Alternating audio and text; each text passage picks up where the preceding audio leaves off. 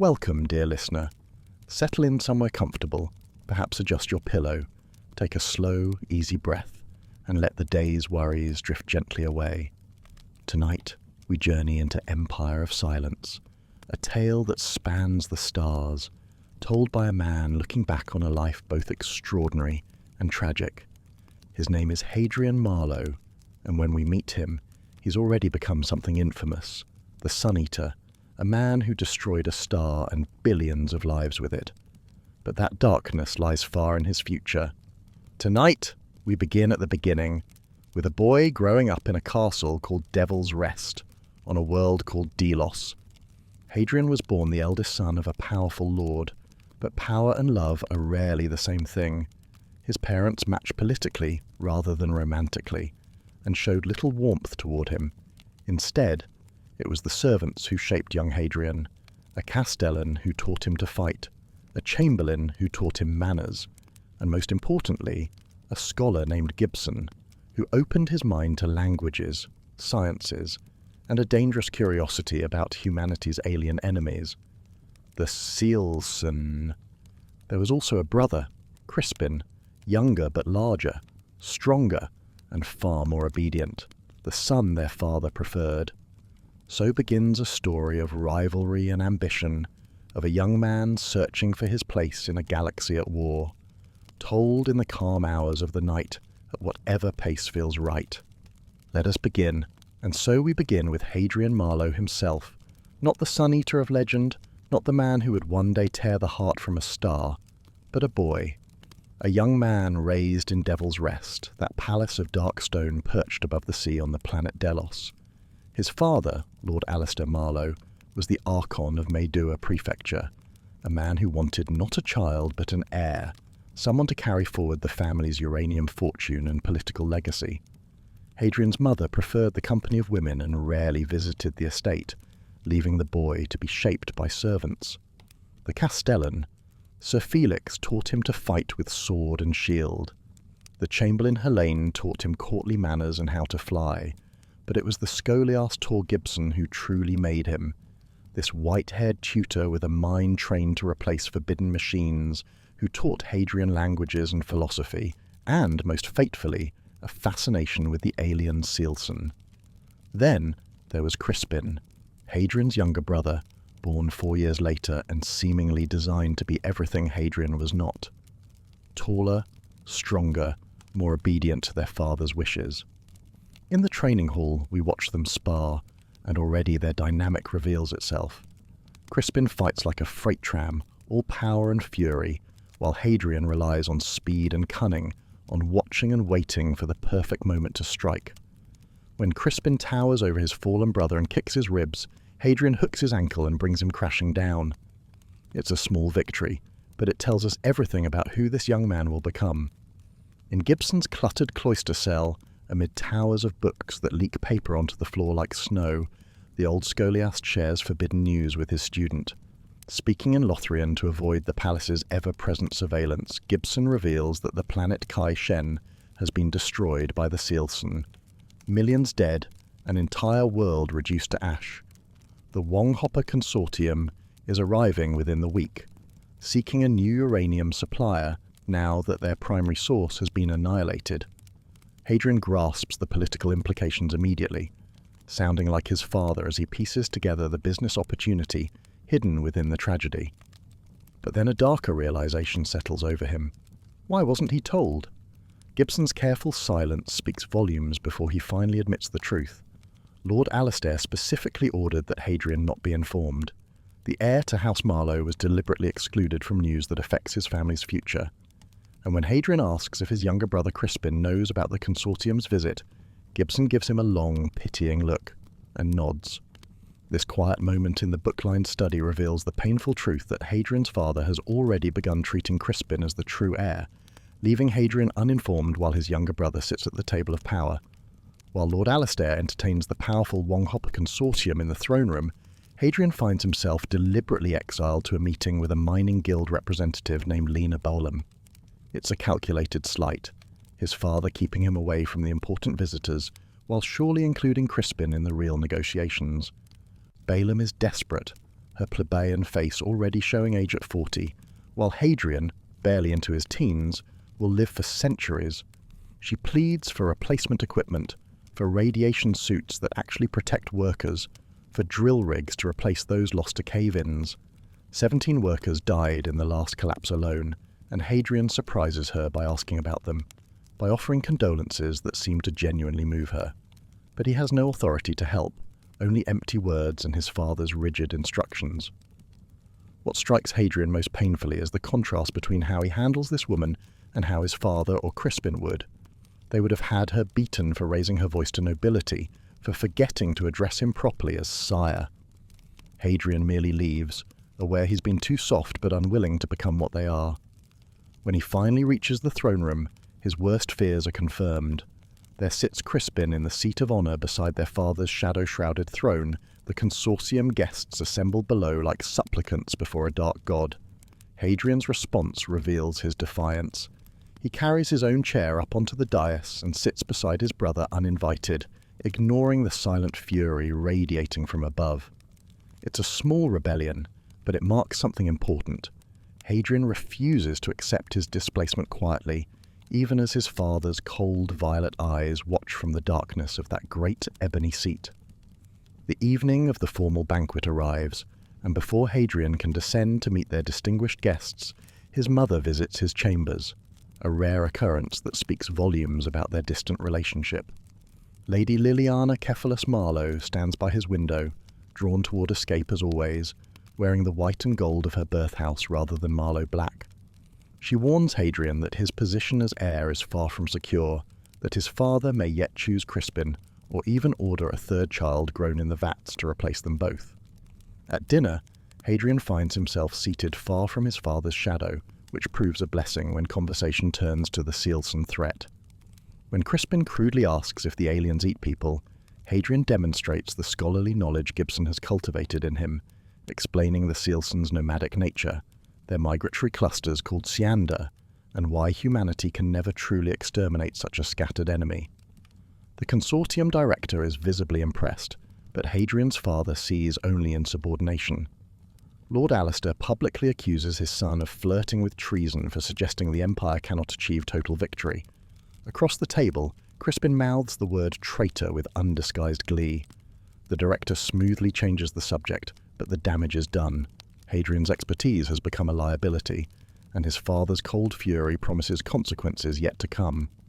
Hadrian arrives late to a crucial council meeting in the Dome of Bright Carvings, that peculiar chamber where generations of wooden sculptures watch from every surface, and 31 funeral masks of his ancestors guard the doorway with their violet eyes.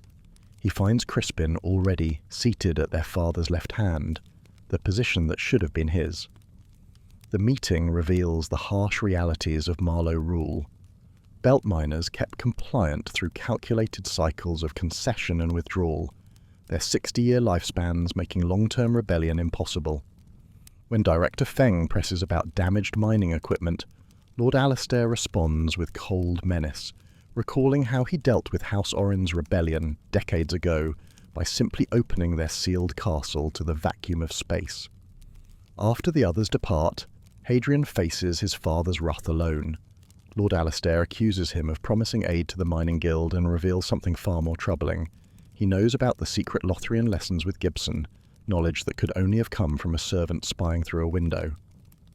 When Hadrian defends his mentor and argues his right to be involved as future ruler, his father delivers a devastating response. He has never actually named Hadrian as his successor, and if Hadrian continues challenging him, it never will be. The words hang in the air like a death sentence, reshaping everything Hadrian believed about his place in the world.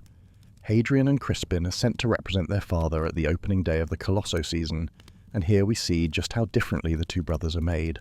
While Crispin practically vibrates with excitement at the prospect of fighting slave myrmidons in the arena, Hadrian sits apart, sketching Lieutenant Clara's portrait and trying to block out the carnage below. The spectacle begins with handlers subduing a terrifying alien creature called an Asdark, a thing like a dragon crossed with a nightmare, its throat split open and lined with hooked teeth.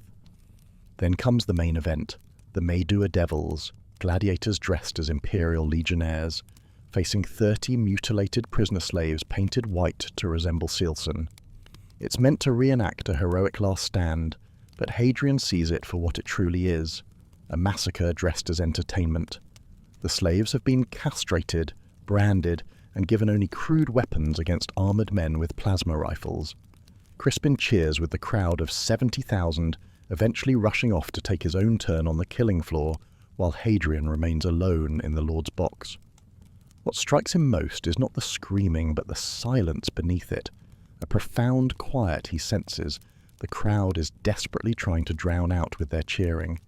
He doesn't yet understand what that silence means, but he knows with certainty that this world, this inheritance his brother craves so eagerly, is not something he wishes to claim.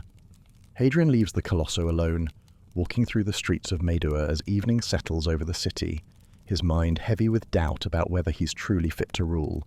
He watches the common people around him and feels almost like a different species, his genetically enhanced body unmarked by time, while their faces show decades of aging, though they're scarcely older than he is. The question haunts him. If he cannot stomach the violence of the arena, how could he ever make the hard choices his father makes so easily? Lost in these thoughts, he wanders into an alley where 3 young gang members on powered bikes ambush him. Despite his combat training, Hadrian's shield belt proves useless against their slow-moving weapons, and when a pipe shatters his wrist, he loses his knife. They beat him savagely, kicking his head and ribs until consciousness fades. But in their greed to steal his rings, they discover his Marlowe signet, and terror replaces their triumph. They've just attacked the Archon's son, and that ring will lead his father's men straight to them. Hadrian drifts into darkness, certain he's dying, almost relieved to let Crispin have the throne he never wanted. The panic button on his terminal has been pressed twice, and somewhere his guards are coming. Hadrian awakens not to death, but to the painted constellations on the ceiling of his own chambers in Devil's Rest, his body imprisoned by medical devices working to rebuild his shattered hand, his broken ribs, and the brain tissue damaged in the attack.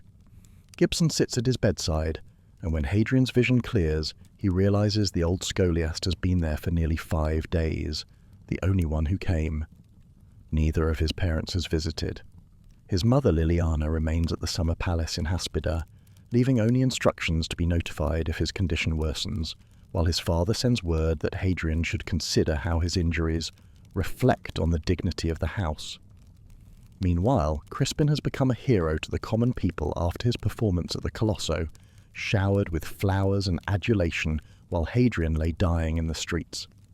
Gibson, exhausted but faithful, tries to explain Lord Alistair's philosophy, what he calls the law of the fishes, ruling through fear of pain, the basest form of obedience.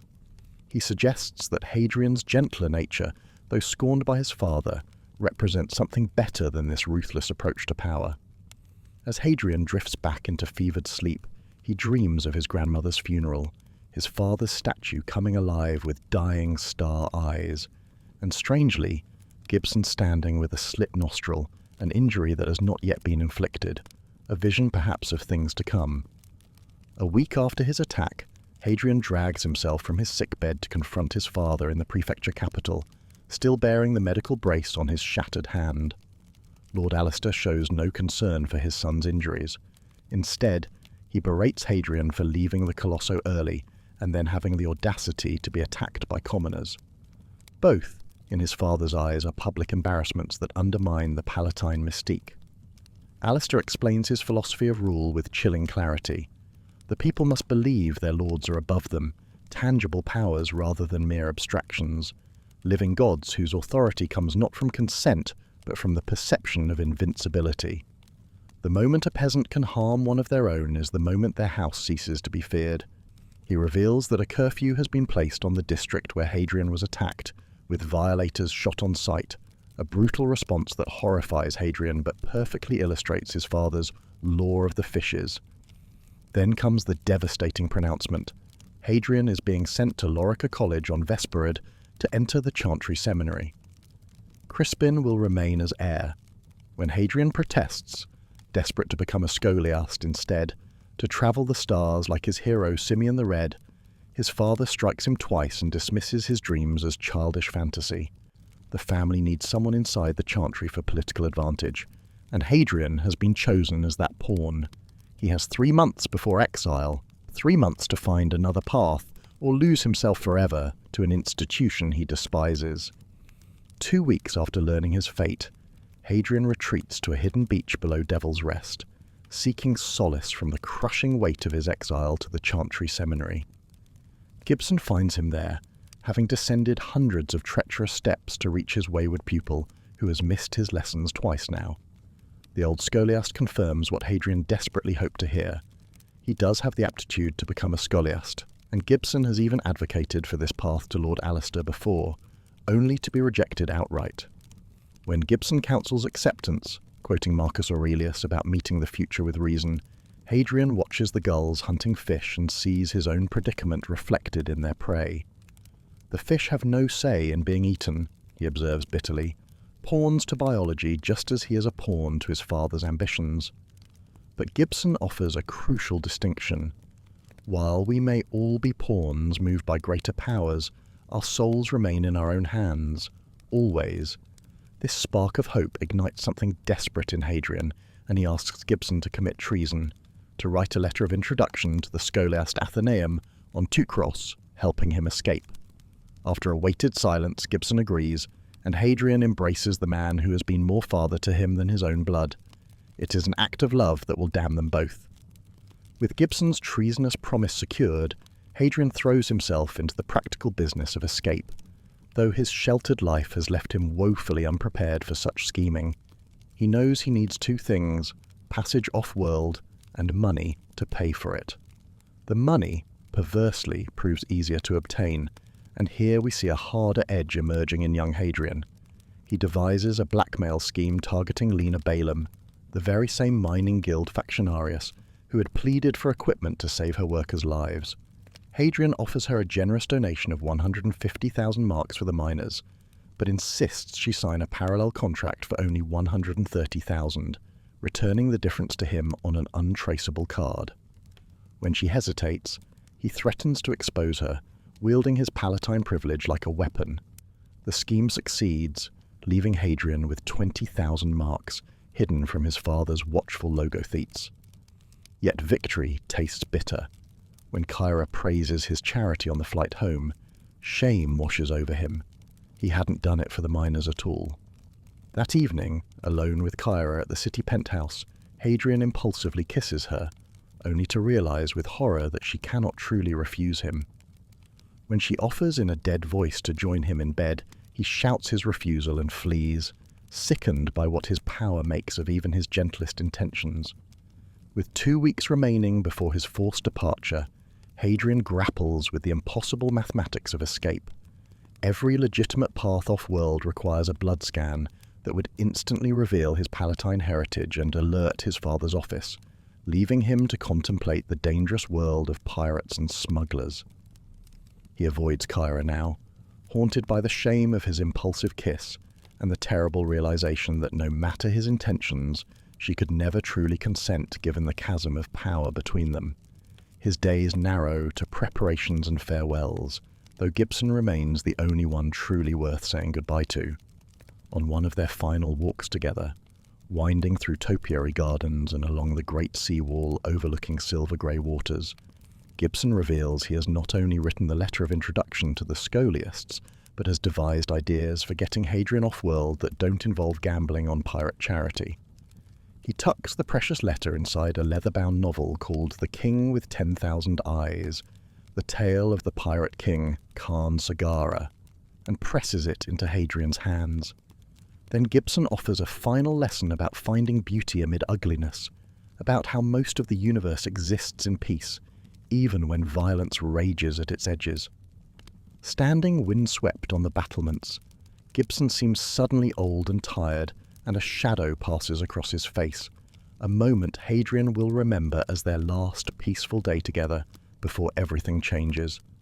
Hadrian's world shatters with the tolling of bells, summoning the castle to an unscheduled assembly. He hurries to hide the king with 10,000 eyes, the book containing Gibson's precious letter, and joins the crowd in the plaza, a terrible premonition gripping his heart. His father stands at the podium and speaks of treachery, of a plot to kidnap Hadrian and deliver him to extrasolarian barbarians. And then the guards drag out Tor Gibson, the white-haired scholiast who has been more father to Hadrian than Lord Alistair ever was. Gibson catches Hadrian's eye and shakes his head sharply, a warning to stay silent, to let the lie stand. You see, Gibson understands something crucial. If he takes the blame for the escape plan, Lord Alistair won't look closely enough at Hadrian to discover what the young man has actually prepared. The old scholiast is sacrificing himself so his student might still have a chance. A chantry cathar slices Gibson's nostril to the bone, marking him a criminal forever.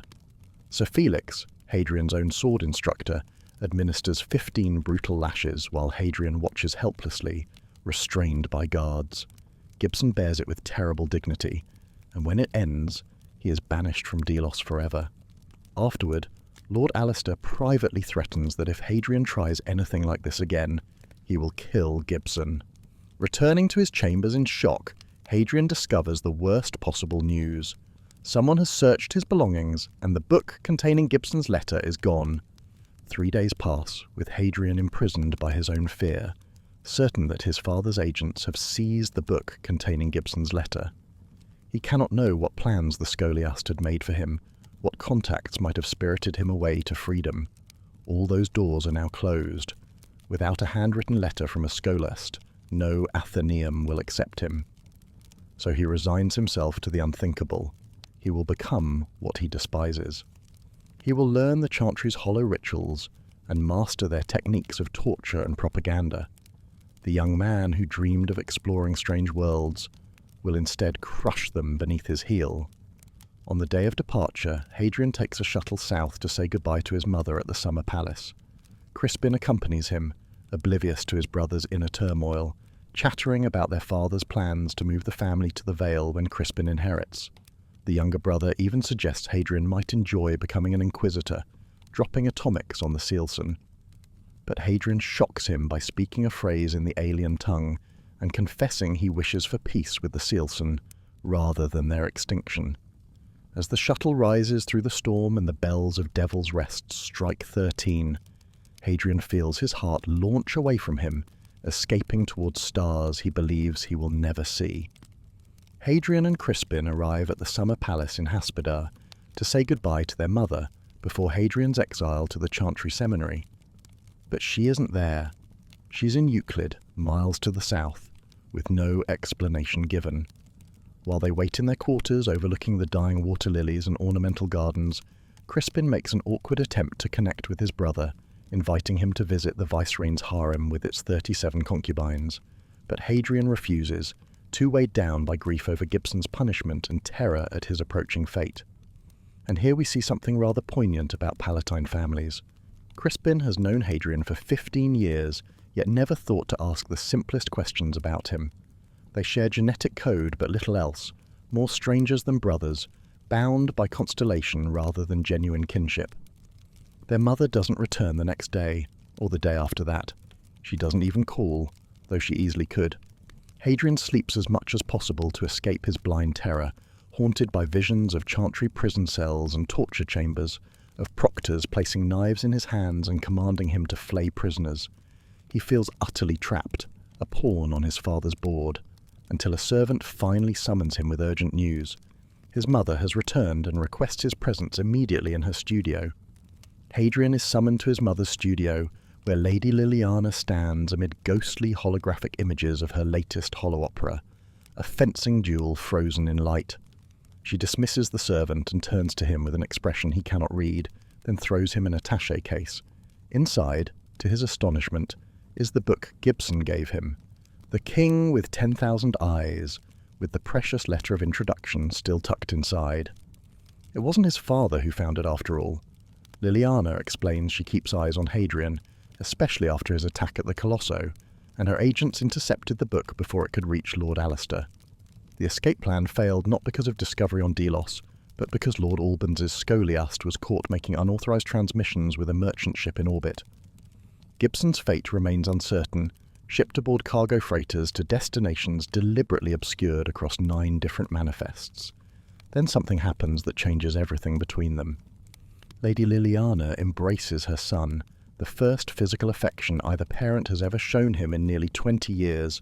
She reveals she's been in Euclid arranging an alternative escape through a Jadian free trader vouched for by director Feng, with whom Liliana shares what appears to be an intimate connection. When Hadrian asks why she's helping him defy his father, her answer is simple but profound. Alistair never consulted her about the Vesperid decision, and Hadrian is her son. On Hadrian's final day before his supposed exile, he waits on the landing field with his brother Crispin, watching his father's shuttle descend from the sky like a dark blade cutting through the silver morning light. Officially, he's meant to board the trading vessel Farworker and begin the long journey to Lorica College on Vesperid, where the Chantry Seminary awaits him. But Hadrian carries a secret hope now. His mother's plan will spirit him away in the night to the island city of Karch, where a mysterious contact will help him vanish entirely. When the shuttle's gangway descends, Hadrian feels a moment of pure dread, half expecting his father's broad silhouette to emerge and shatter everything. Instead, it's Tor Alcuin, his father's chief scholiast advisor, accompanied by Sir Roban and a handful of functionaries. And then, unexpectedly, there's Kyra. When Hadrian expresses surprise at her presence, she claims he personally requested her, which both of them know is a lie. Something unspoken passes between them, and Hadrian realizes there are plans within plans at work here. When Alcuin begins lecturing about Hadrian's duty to the Chantry, Crispin surprisingly cuts him off, showing an unexpected moment of solidarity with the brother he's displacing. Hadrian masks his emotions behind a serene facade, but beneath that calm surface, thoughts of Gibson's brutal punishment still echo in his mind. On Hadrian's final evening before his supposed exile, Crispin visits to say goodbye, and what begins as an awkward farewell spirals into violence. Crispin reveals something unexpected. He envies Hadrian, believing their father favoured the elder son by sending him out to see the Empire, while Crispin inherits only devil's fucking rest. For a moment, Hadrian realises they've both been labouring under the same shadow, each thinking the other was favoured. But when Crispin dismissively calls Gibson just some servant, Hadrian's carefully maintained composure shatters. He confesses the truth he's been hiding. He asks Gibson to help him escape. The scholiast didn't act alone. The brothers fight savagely. Crispin's brute strength against Hadrian's speed and technique. When Crispin threatens that after Hadrian leaves, Lieutenant Kyra will get what Gibson got, rage blinds Hadrian completely. He kicks his unconscious brother in the head. Lady Liliana arrives alone, finding Hadrian standing over Crispin's body, and rather than horror, she sees opportunity. She reveals she was the one who deleted the security footage at Devil's Rest, protecting evidence of Hadrian and Gibson's final conversation. The fight becomes their cover story. Hadrian will steal her shuttle and flee in the night. As Hadrian departs with Cephalus legionnaires, Kyra is revealed as his mother's spy all along. His final words to Liliana are simply, "Thank you," and as he acknowledges, last words are never enough. Hadrian meets Demetriorello, the Jadian free trader, who will carry him away from everything he's ever known. The captain is shrewd and sharp-tongued, with ceramic white teeth and luminous hair, and he immediately senses there's more to Hadrian's story than he's been told. Over cheap wine in a dingy harbourside tavern, Dimitri probes and prods until Hadrian finally reveals the truth. He's a Marlowe, fleeing a forced enrolment in the Chantry Seminary. The captain's distaste for the Terran Chantry proves useful here, transforming him from suspicious merchant to willing conspirator. The journey to Teucros won't be direct, Dimitri explains, but will take 13 years with trade stops at Obertala and Siena. At the docks of Karch, that rambling island city at the edge of the world, Hadrian says goodbye to Kyra. Their parting is awkward and unfinished. He catches her wrist, wanting to say something meaningful, but manages only another apology. She disappears into the crowd with the disguised legionnaires, and Hadrian is left aboard the weathered Eurynocer alone. As he helps carry his trunk down the boarding ramp, he pats his pockets, confirming his treasures: Gibson's letter, the 20,000 marks he'd cleverly extracted from the mining guild, and dreams of freedom stretching out before him like stars. Hadrian steps aboard the Eurynocer for the first time, entering a world of frigid air, dim golden lights, and the unmistakable smell of engine grease and spent metal. Not the gleaming vessels of his imagination, but a weathered working ship that has clearly seen decades of hard use. He meets the crew, Juno, Dimitri's bronze-skinned wife with hair bright as starlight, and Bassem, a massive black-skinned helmsman who towers even over Hadrian's considerable height. There's also Saltus, a diminutive homunculus with ash-grey skin and orangutan-like proportions, who unsettles Hadrian deeply by claiming they are alike, both children of the tanks, a reference to their genetic engineering that Hadrian finds revolting despite its uncomfortable truth. The ship makes an unauthorized departure from Karch, rising through the atmosphere while Hadrian experiences weightlessness for the first time, though he barely notices the momentous fact that he's seeing Delos from orbit for the last time as the dome's petals close. When they emerge into the blackness of space, Hadrian feels joy and nausea in equal measure, remembering Gibson's warning that joy is a wind that will smash you against the rocks. Bassem reveals his disgust at scholiasts, calling them soulless, but Dimitri dismisses his objections. They have 9,000 marks riding on delivering this boy to Teucros, and that's all that matters. In the ship's Medica, Hadrian faces the cold reality of cryonic fugue, 12 creches lined up like pillars in a mausoleum, reminding him of carrying his grandmother's canopic jars through the catacombs beneath Devil's Rest. Captain Dimitri explains the journey ahead. 5 years to Obertala, 2 more to Siena, then the final jump to Teucros. 13 years that will simply melt away while Hadrian sleeps frozen in Imperial Issue Legion technology salvaged from a crashed destroyer. 2 Norman migrants already occupy creches at the far end, a farm technician and his husband who have been suspended for 21 years, their faces visible beneath frosted glass, like biological specimens preserved in a laboratory. When Hadrian must undress and enter the creche, Dr. Sarek, a Tavrosi physician with geometric tattoos marking his lineage, warns him to remove his signet ring before the freeze burns him, but Hadrian refuses. That ring contains his identification, the mining guild contracts, everything connecting him to his former life, and though he offers his hidden bank card to Dimitri as payment upon arrival, the ring stays with him. The freezing process proves terrifying, his blood transmutes, preservative gel rises around him, and worst of all, his breathing simply stops before the fluid even reaches his chin. Darkness takes him completely, and when he finally awakens, his world has ended. Hadrian awakens not to the gentle welcome of Teucros and the scoliest Athenaeum he had dreamed of reaching, but to a nightmare, abandoned naked in a sweltering alley on Emesh, a planet in the distant Vale of Marinus, at the very edge of human space where the Cielcin War rages. An old woman who runs a crude clinic for abandoned passengers explains what happened. Ships dump people all the time, captains finding better uses for berths or simply not caring enough to complete their contracts. But Hadrian cannot accept this explanation, not when Dimitri had 9,000 marks waiting on Teucros, not when crossing his mother's family should have ensured the voyage's completion. Something went terribly wrong aboard the Eurynosae, though he may never learn what. Worse than being stranded on an unknown world with nothing but stolen clothes is the devastating realization that Gibson's precious letter of introduction is gone, his dream of becoming a scholiast now impossible. And Hadrian faces an impossible choice. He could access his family accounts and pay for passage home, but the moment his blood is scanned, his genomic fingerprint would alert his father's people across the stars. He would be extradited back to Delos to face Lord Alistair's fury, and his mother, who risked everything to help him escape. What punishment might she suffer if the truth emerged? So Hadrian does the only thing he can.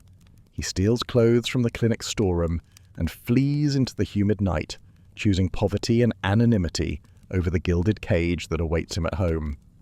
Hadrian's first full day on Emesh reveals just how far he has fallen from the life he once knew. The gravity weighs heavy on his limbs, perhaps 30% stronger than Delos, and the sun hangs wrong in the sky. Not a small silver point, but an angry red eye the size of his fist, baking the low brick buildings until the air itself shimmers with heat. The city of Borisevo sprawls before him, built on steel pilings over sedimentary ground, dominated by the Count's palace atop a massive concrete ziggurat. Desperate for answers about what happened to the Eurynosae and its crew, Hadrian makes his way to the starport, only to be beaten and thrown out when the staff find no record of any ship by that name. But Hadrian refuses to give up. Following leads to a ship reclamation depot on the city's edge, he discovers dock workers who salvaged the empty vessel. The crew apparently abandoned it, leaving him frozen in the hold. When he confronts them, something awakens in him, some remnant of the training Felix drilled into him years ago. He breaks one man's arm to reclaim his signet ring, that small silver band with the carnelian bezel that still carries the weight of House Marlowe's authority. The dock boss, a woman named Gila, recognizes the danger that ring represents and lets him leave rather than escalate further. But Gibson's precious letter of introduction, the one that might have opened the Scholiast Athenaeum doors on Teucros, that was thrown away as garbage, leaving Hadrian's dream seemingly destroyed. And so begins the hardest chapter of Hadrian's journey. Years, not days or weeks, but years spent on the streets of Borisevo, learning what poverty truly means. He had known about suffering before, of course, had read about it in books and seen beggars from carriage windows, but there is a vast difference between knowing and living. The rot ravages the city around him, that terrible bacterial plague that blackens skin and wastes flesh, and though his palatine blood keeps him safe from infection, nothing protects him from witnessing the horror of bodies piled in squares and burned, while votive lanterns rise toward an indifferent heaven. He sleeps in cardboard piles between shops, eats raw fish from canals, raids compost bins, and eventually learns to beg. His dreams are haunted by his father's face, by visions of his mother being whipped, by thoughts of Gibson exiled for nothing, since Hadrian ended up rotting on the edge of the empire anyway. And yet, mad as it sounds, amid all that misery he discovers something unexpected. Freedom. True freedom from his father, from his station, from everything that once defined him. But freedom without means is cold comfort. The stars call to him each night through the city's haze, impossibly far away, while his dreams of Teucros and the Scholiasts fade into simpler dreams of food and water. After more than a month surviving on Borisevo's streets, Hadrian has become something he never imagined, a thief. He's made a home of sorts in a storm drain overlooking the White District, that wealthy enclave at the base of the castle ziggurat, where beggars like himself are forbidden except on holy days. He sits there one evening, eating stolen eel, his few possessions stored in an old drinking cooler beside him, when two urban prefects spot him in the restricted drain. In his panic to escape, he accidentally kicks the cooler over the edge, sending everything he owns tumbling toward the canal below. Without thinking, Hadrian dives after it, a desperate act to save his meagre savings of steel coins, his empty water bottles, his few scraps of food. He retrieves the cooler, but the prefects intercept him on the sidewalk, demanding identification papers he cannot provide. When one grabs his wrist, Hadrian panics and swings the dripping cooler, striking the officer and scattering his pitiful belongings everywhere.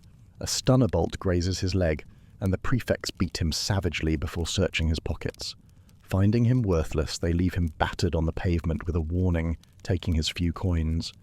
He lies there bleeding, remembering how easily he'd defeated that dock worker weeks before, now shamed and helpless, wondering why none of the passing strangers stopped to help him. A devastating hurricane descends upon Borisevo, and Hadrian finds himself wandering the flooded streets in desperate search of shelter, his broken ribs still aching from his encounter with the gang called Rels. The storm transforms the poorest sections of the city into treacherous waterways, and when Hadrian takes refuge in an alley, a voice calls down from above. A young girl named Kat, perhaps 16 years old, warning him that the alley will flood and drown him in his sleep. She guides him up a broken gutter to a rooftop where solar panels provide some shelter from the rain. Kat is homeless too, her mother taken by the rot, and she helped Hadrian simply because she saw him crying and understood what it means to be alone. Their tentative friendship begins here on this rain-swept rooftop, two outcasts finding each other in the storm. Kat notices immediately that Hadrian speaks strangely, his palatine accent marking him as different, even when his appearance no longer does. A detail he should have recognized weeks ago, and one that explains why Borisevo's other homeless have kept their distance. When Hadrian passes out from exhaustion, Kat disappears into the night, returning with a bag of discarded medicine bottles scavenged from the trash. Among them, Hadrian finds painkillers for his broken ribs. When Cat asks if he has family, he lies and says no. Hadrian and Cat have fallen into a rhythm of survival together, and on this particular Friday they kneel as beggars outside the Borisevo chantry during the weekly High Litany, the one day when beggars are tolerated in the wealthy White District. The plaza fills with worshippers who cannot fit inside the great domed sanctuary, watching Grand Prior Ligeia Vass on hanging screens while a naked, sun-crazed Vicar preaches from a scaffold above the crowd. The holy madman shrieks that Earth has forsaken humanity, that the Cielcin are divine punishment for mankind's vanity, that the nobles have worked Mother Earth from their very blood. Hadrian notes with surprise that no prefects come to arrest the prophet for his inflammatory words against the Palatine class, for it is said the mad are close to Earth, and such men are tolerated. Cat proves far more successful at begging than Hadrian, collecting nearly 3 times his meagre take, and their easy teasing reveals how much their friendship has grown since that storm-swept rooftop. Hadrian's ribs have healed now. When a kind woman in violet places a whole silver caspum in Cat's bowl, the gesture moves Hadrian profoundly. He will remember that woman's smile and her cheap red lipstick for the rest of his long life. When he thinks of kindness, it is to her face that he turns. Hadrian flees through the streets of Borisevo, his left arm numb from a stunner graze, clutching a stolen purse. He ducks into a cafe to hide from pursuing prefects, disguising himself with pilfered glasses and binding back his long hair. There he encounters a weathered foreign sailor who calls himself Old Crow, bound for the distant Commonwealth. The stranger immediately recognizes Hadrian as a stranded traveler, someone with the stink of space who clearly doesn't belong on Emesh. Rather than betraying him, Crow engages Hadrian in philosophical conversation, asking not where he's from but where he's going. When Hadrian admits he has no destination, the sailor grows thoughtful. He discourages Hadrian from becoming a spacer, suggesting instead the Colosso fighting pits, offering cryptic advice to be a myrmidon rather than a gladiator because girls don't like the professional killers. Though drunk, Old Crow delivers wisdom that will echo through Hadrian's future. Who you are doesn't mean enough. It's what you do that matters. He seems to perceive Hadrian's noble origins beneath the grime and desperation, yet offers no judgment, only gentle counsel. When the prefects finally spot Hadrian, Crow raises his cup in salute with parting words that will prove prophetic. Run, but run somewhere. And so Hadrian runs, the seed of an idea planted about finding purpose in the arena. Hadrian and Cat share a rare moment of contentment, eating sandwiches by the canal after selling items to a pawnbroker.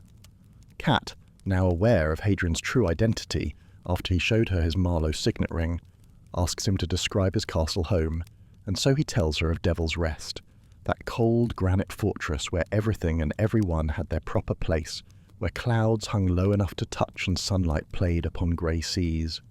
Their conversation carries the weight of a recent first kiss shared beneath a bridge, and when Cat observes that Hadrian doesn't belong among the poor and desperate, something fragile enters her voice.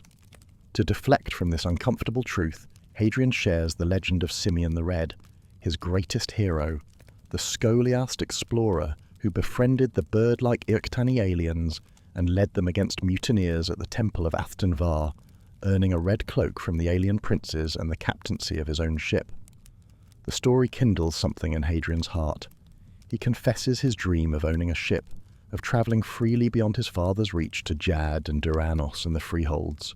Cat listens quietly, then reveals she is planet-bound and cannot leave, but she offers an unexpected gift of knowledge. There are Xenobites here on Emesh itself, meaning Hadrian need not leave this world to encounter the aliens he so desperately wishes to understand. Following Cat's revelation about the Xenobites on Emesh, Hadrian finally gets to see them for himself. The Umand, the planet's native species, enslaved by humanity to work the fishing warehouses along Borisevo's southern docks. Cat leads Hadrian through flooded culverts beneath the city, explaining why other homeless people avoid this place, why the easy pickings go unclaimed. When they reach the warehouse and climb to a catwalk overlooking the work floor, Hadrian encounters something that reshapes his understanding of alien life entirely. The Umand are utterly unlike anything he imagined, pillar-like creatures balanced on 3 bowed legs, their flesh resembling white-pink coral, communicating through a deep, omnipresent droning that resonates in his very bones. A human overseer translates their song through a console, and Hadrian watches with growing horror as another dowlator beats a fallen Umanth with savage cruelty for dropping a basket of fish. The creature's alien cry of pain cuts through Hadrian, and he realizes something profound. Compared to these truly inhuman beings, the Cielcin suddenly seem remarkably similar to humans. 2 eyes, 2 arms, spoken language, concepts of honor. The Umanth are different in ways that challenge his very notion of intelligent life. But Hadrian is not yet a hero. He does nothing to intervene, only watches, then steals enough fish to feed Cat and her orphans for days. The grey rot sweeps through Borisevo like a silent tide, claiming thousands while Hadrian walks untouched among the dying. His Palatine blood, that legacy of generations and millions of marks, worth of genetic engineering, rendering him immune to the plague that devours everyone around him.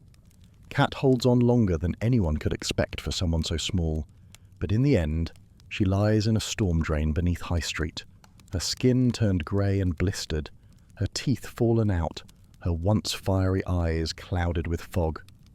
Hadrian tends to her with fresh bandages and soup gone cold, knowing there is nothing he can truly do.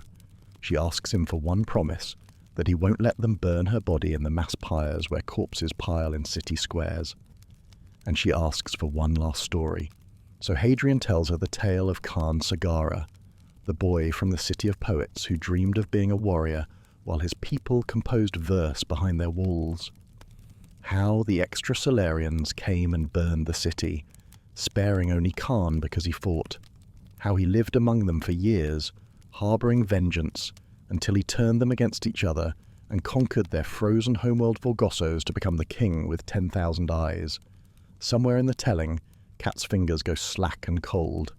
Hadrian finishes the story anyway, then carries her through back alleys to the canal, laying her to rest in the water weighted with stones, in the manner of ancient sailors. He never finds the place again. From his hiding place on a rooftop amid a cluster of antennae, Hadrian watches as prefects corner the gang of thieves he had been working with, clutching a stolen purse containing what feels like a small fortune to the desperate creature he has become. He had tripped the store's alarm deliberately when the gang began beating the shop girl, a flash of his old conscience surfacing even as he fled with their takings. The prefects offer the captured thieves a choice that chills them to the bone: neural conditioning, which they call bone cutters, or fighting in the Colosso arena. The gang members choose to have their minds restructured, rather than face what they know is a death sentence in the fighting pits. Hadrian watches them fall to stun of fire, and though he tells himself they deserved their fate for the cruelty they showed, something else occupies his mind entirely. The prefect inspector's words echo with strange clarity. They got no shortage of need over in the Colosso.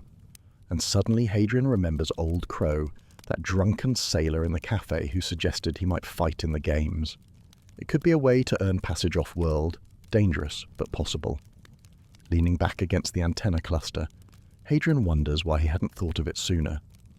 With stolen coins finally in his pocket, Hadrian transforms himself, purchasing new clothes, renting a tiny room near the starport, and in one impulsive moment, shaving his head completely bald. The gaunt, pale figure who strides into the Colosso arena looks almost alien, all height and lean muscle after years of street survival. He has come to volunteer for the fodder pool, the myrmidons who serve as expendable opponents for the professional gladiators, following Old Crow's advice from that chance meeting in the cafe. Unlike the gladiators who are treated as heroes and receive medical care when wounded, myrmidons are broken men, criminals, slaves, and the desperate, expected to die for the crowd's entertainment. During his physical examination, the slave doctor Chand, a Durantine deserter with a branded forehead and one glass eye, immediately recognizes him as a Palatine despite his attempts at disguise. Hadrian's heart nearly stops, his brilliant plan seeming suddenly foolish. But then he notices her legion tattoos and heavy accent, and a new strategy forms. Speaking to her in her own Durantine language, he appeals to her republican hatred of nobility, arguing that sending a Palatine to die in the fighting pits should satisfy her sense of justice. He confesses he has nothing left after 3 years on the streets, and though he cannot know it yet, Chand appears to be considering helping him enter the pool anonymously, giving him his first real chance at earning passage off Emesh. Hadrian has been accepted into the Colosso under the name Had of Teucros, and now trains in the arena's underground hypogeum with his assigned team of myrmidons. His squad is a motley collection of the desperate and the damned. There's Gen, a violent convict with a ruined nose and the temperament of an angry bull, and Cielcin, a scarred veteran off-worlder who survived more through keeping her head down than any particular skill. Kiri is a middle-aged mother fighting to fund her son's education, while Switch is a former pleasure servant with muscles trained for dancing rather than combat. When Gen's bullying threatens to shatter what little cohesion the group has, Hadrian manipulates the situation with skills he learned from watching his father command. He goads Gen into attacking, then defeats him easily, demonstrating the speed and training that years on the streets couldn't erase. But rather than humiliate the beaten man, Hadrian helps him up, turning a potential enemy into a grudging ally. Standing before the frightened recruits, Hadrian delivers an inspiring speech about survival, rallying the myrmidons against their expected slaughter. It's a masterful performance drawing on hundreds of hours of oratory training at Gibson's hand. Yet privately, Hadrian feels his heart go leaden, recognizing how much he's changed and how he's unknowingly emulating his father's methods of control, becoming something he never wanted to be. On the eve of his first arena combat, Hadrian cannot sleep. He wanders the corridors of the Hypogeum, those damp underground passages beneath the Colosseum, his heart heavy with dread and memories of Cat's death still haunting his every step. The world feels unreal to him.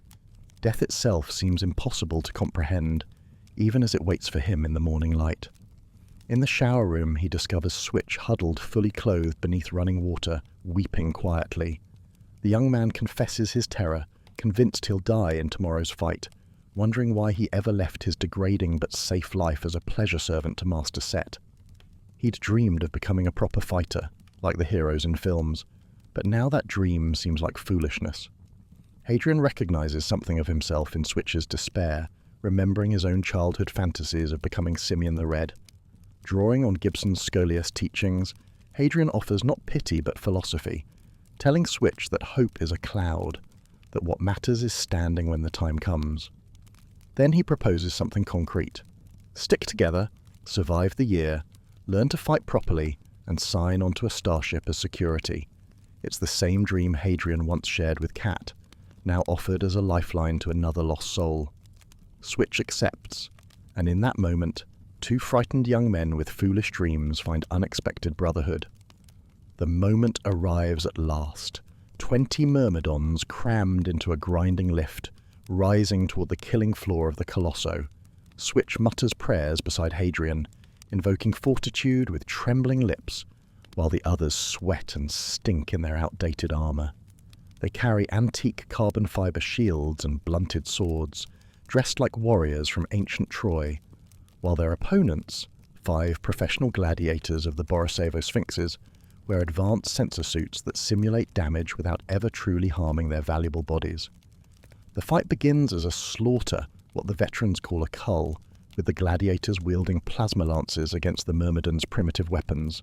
Paulino curses Hadrian, believing his inspiring speech in the training yard provoked this punishment from the arena masters.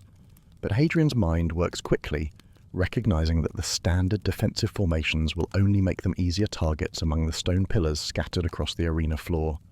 He calls for the myrmidons to split up, to fan out in groups of 2 or 3, to use the pillars as cover and outflank their hunters, rather than huddle together awaiting death. Drawing on everything Sir Felix taught him about combat, everything Gibson showed him about thinking under pressure, Hadrian leads an assault on one gladiatrix, drawing her fire while Banks strikes from behind. When she reaches for her knife in close quarters, her lance useless at such range, the myrmidons bring her down together. The technique spreads, hammer and anvil they call it, and one by one the gladiators fall to coordinated attacks from multiple directions. Hadrian even throws his own shield, heated from absorbing a plasma blast, using the fact that the gladiators' energy barriers cannot stop slow-moving objects. When the fighting ends, 12 myrmidons still stand where 80,000 spectators expected none to survive. Count Mataro himself applauds from his box, awarding each survivor 50 hurasums, and Hadrian notices Gen watching him with something new in his eyes, respect, perhaps, from the man who once wanted to kill him. After their improbable victory in the arena, Hadrian and his fellow Myrmidons celebrate through the night in Borisevo's bars, drinking and toasting their survival while others spend their bonus purses freely. But Hadrian saves every coin, still dreaming of the starship that could carry him away from Emesh. As dawn breaks and the group weaves through the streets, they pass the very cafe where Old Crow once hid Hadrian from the prefects, a lifetime ago when he was just another desperate beggar. This sight stirs something in him, and in his wine-loosened state, Hadrian finally broaches his plan to Paulino and his lover Ilara. He proposes they pool their resources after their contracts end to jointly purchase a starship. Paulino, the 40-year Legion veteran who lost an eye fighting the Cielcin, initially dismisses the idea as financially naive. A decent ship cost the price of a township, he says, far beyond what a few Myrmidons could save. Yet as they walk on, Paulino offers a telling piece of advice. Avoid Norman Vex 3 ion engines, for they'll shake you right out of the sky. And with those words, Hadrian knows he has him. More importantly, Paulino's mention of a township's worth suddenly reminds Hadrian of something he still possesses, his signet ring, with all the legal weight of House Marlowe behind it. For the first time since arriving on Emesh, surrounded by comrades who chose to be with him rather than serve him, Hadrian feels the warmth of true friendship. 7 months have passed since Hadrian's first desperate fight in the arena, and he has become something of a legend among the Myrmidons, undefeated in single combat, with 57 group engagements and 27 dueling victories to his name. His Palatine training serves him well in these one-on-one contests, where his speed and cunning consistently overcome opponents who lack his years of formal instruction. The real danger still lies in the group melees, where chaos can claim anyone, but Hadrian has learned to read the flow of battle. Then one day, a former mercenary named Kogan arrives from the Legion carrier Obdurate, fresh from the war against the Cielcin, and his stories stir something long dormant in Hadrian. Kogan speaks of the Battle of Woden, where Duke Hauptmann's forces captured hundreds of Cielcin prisoners, and mentions that his former commander kept some of the aliens for sport. This revelation plants a seed of curiosity that soon bears fruit when Hadrian literally collides with a strange priest in the underground corridors. The man is clearly deformed, his Palatine genetics gone wrong without High College oversight, and he travels with White Horse Company mercenaries escorting an oversized fugue cylinder, far too large for any human. When Hadrian asks about joining their company, the priest has him stunned and left unconscious. Dr. Chand later identifies the man as Guillaume Vass, the Grand Prior's illegitimate son who sits on Count Mataro's council, and Hadrian becomes certain of one terrible, fascinating truth. Somewhere in the Colosseum dungeon, they are keeping a living Cielcin. With dreams of escape growing stronger each day, Hadrian ventures to the salvage yard on the edge of Borisevo, the very place where workers once stripped the Urinoseer and left him for dead in an alley. The crew boss Gila doesn't recognize the polished young man before her as the desperate, cryo-burned vagrant from years ago. Switch accompanies him as they inspect an ugly but reliable Andunian freighter, and Hadrian learns a harsh truth. Even the cheapest space-worthy vessel costs far more than their combined savings could ever cover. Then he spots her, a beautiful crimson Uchran lighter gleaming like wine in the orange sunlight, and his heart aches with longing. The price is staggering, 3.2 million imperial marks, an impossible sum. But Hadrian has been nurturing a secret weapon. He draws out his Marlowe signet ring and offers to trade the 26,000 hectares of land on Delos that technically still belong to him. Though his father has surely frozen those assets, the ring carries legal weight that merchants must honour. Hadrian's scheme is elegant in its cruelty. He'll escape on a ship purchased with contested land, and by the time anyone realises the truth, he'll be gone, leaving these same criminals who abandoned him to face the Inquisition's wrath. Switch watches with an unreadable expression as his friend reveals, for the first time, that he is Palatine nobility. The confrontation that follows is perhaps inevitable. Switch seizes Hadrian by the shoulder the moment they leave the salvage yard, demanding to know why his friend never revealed he was Palatine nobility.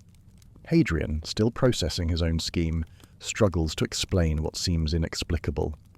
To Switch, who suffered years of abuse as a catamite to a Palatine master, this concealment feels like the deepest betrayal. He accuses Hadrian of slumming, of playing games with people's lives, of treating their friendship as entertainment. Hadrian tries to defend himself, speaking of danger and necessity, but his words come out wrong, dismissive, tinged with the aristocratic accent he cannot fully hide. The argument escalates until Hadrian, pushed beyond patience, lashes out with something cruel. He tells Switch that being abused by some perfumed merchanter doesn't give him a monopoly on suffering. The words land like poison. Switch's face goes white, then he punches Hadrian squarely in the jaw. Standing there with blood in his mouth and onlookers recording the scene, Hadrian finally recognizes his own failure. He had accused Switch of the very thing he himself was guilty of, using personal pain as a weapon rather than a bridge. His apology comes too late. Switch walks away, and Hadrian slides down the bakery wall to sit like the beggar he once was, their friendship seemingly shattered by truths that neither could properly share.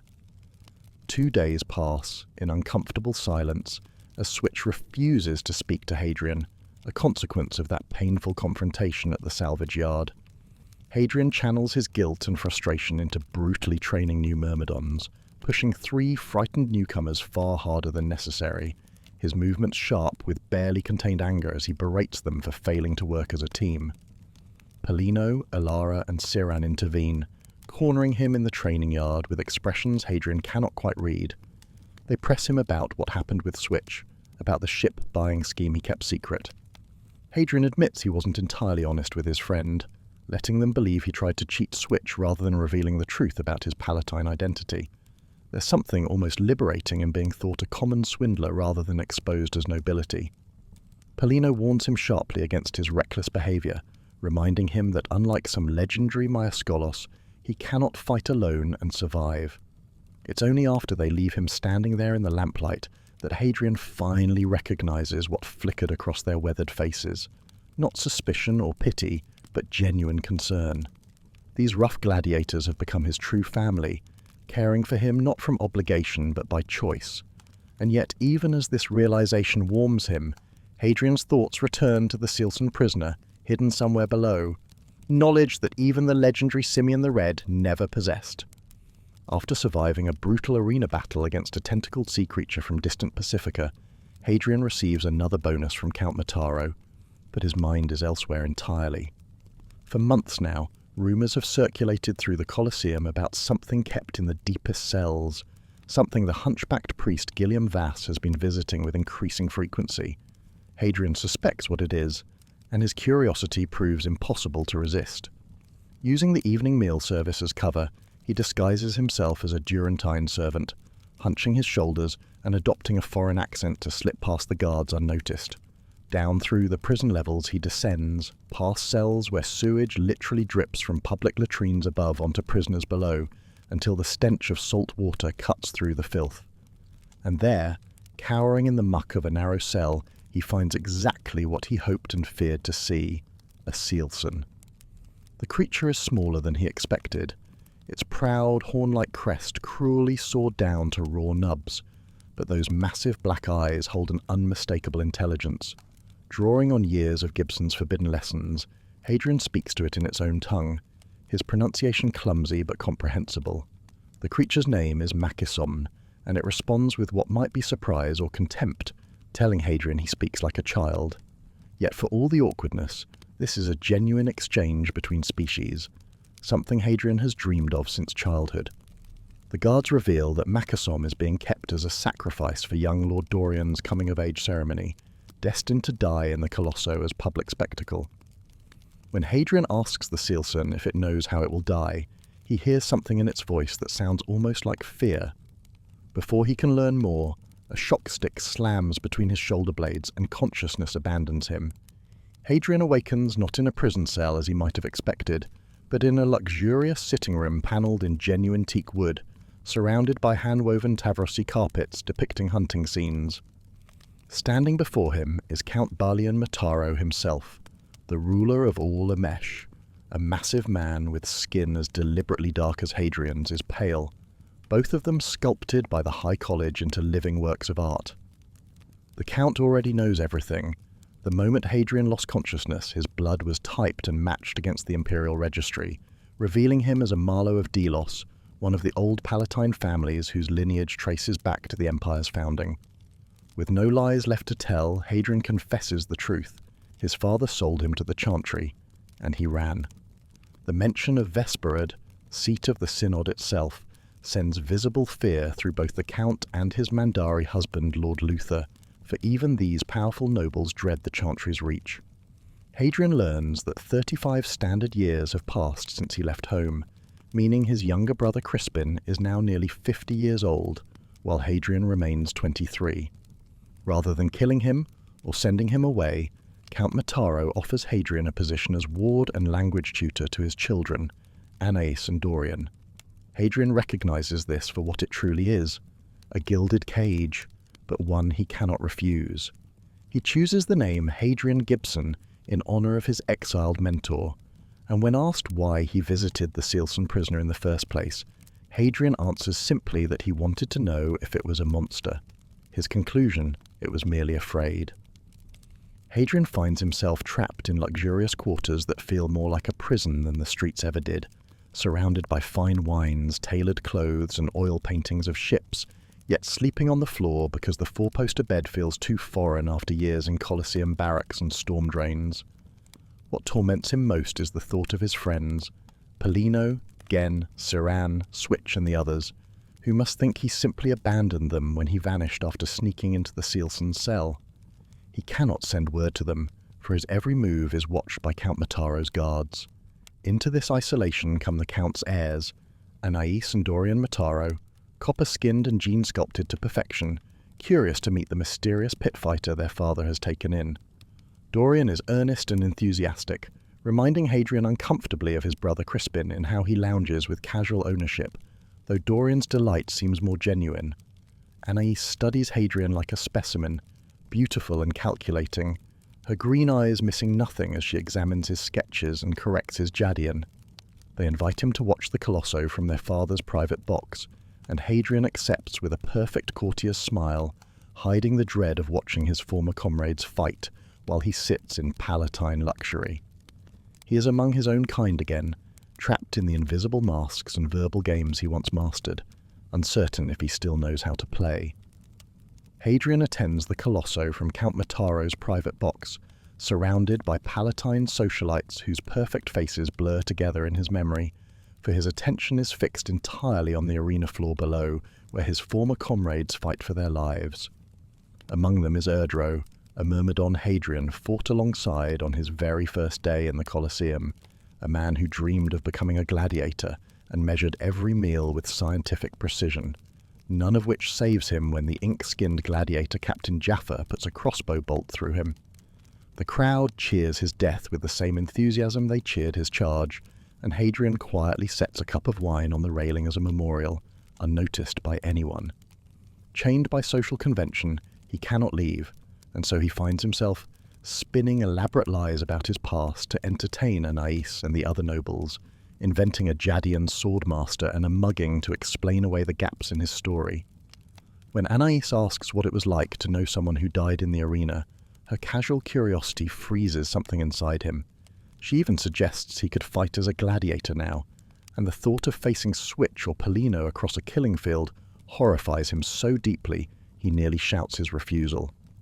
Watching Erdro's wine cup fall through the protective barrier to shatter on the bricks below, Hadrian realizes with bitter clarity that he has lost the stars forever, his dreams of escape now as broken as that glass. Hadrian settles into his gilded cage atop Count Mataro's palace, tutoring the noble children Anais and Dorian in Jadian, while keeping his true identity hidden behind the name Gibson, in honor of the mentor he lost. His possessions have been retrieved from the Colosseum dormitories, and he can only imagine what Switch and the others must think of his sudden disappearance into Palatine luxury. The palace is a world unto itself, where enslaved Umans serve as living status symbols, their coral-like bodies carrying furniture and waving fans, simply to demonstrate House Mataro's wealth. Lady Anais invites him to accompany her to a boat race, her interest in him growing uncomfortably obvious. But then a voice cuts through the humid air, sharp and musical, berating the servants for their treatment of the Amand. Dr. Valka Ondera is a Tavrosizenologist, studying ancient ruins on Emesh's southern continent, and from the moment Hadrian sees her, golden eyes, red-black hair, tattooed arm, that razor smile, something fundamental shifts. She is everything the Empire is not, proudly defiant, contemptuous of blood sport and slavery, unimpressed by titles. When she learns Hadrian fought in the Colosso, her warmth vanishes into cutting disdain. Yet when he speaks her native Tavrosi languages, something sparks between them. She mentions ruins at Calaga, structures that predate human settlement by thousands of years, built by something not Dumand. Hadrian is instantly, completely captivated, though Valka departs with a parting barb about killing people. He stands there, the old scholiast's pupil stirring awake within him, utterly dumbstruck. Hadrian finds himself trapped in a cage of his own making, though this one is gilded with palatine luxury rather than cold iron bars. The Count permits him to accompany Anais and Dorian to regattas, operas, and Colosseum fights, but never alone, never unwatched, and Hadrian recognizes the careful choreography of a man who suspects his guest might flee. He compares himself to Daedalus imprisoned in Knossos, and the parallel cuts deep, for like that legendary craftsman, Hadrian's own cleverness has become his prison. His plan to buy a starship using his Marlowe ring, the scheme that cost him Switch's friendship, lies in ruins. When he visited the Cielcin in that jail, he'd grown too comfortable as Had of Tokros, the Myrmidon with nothing to lose.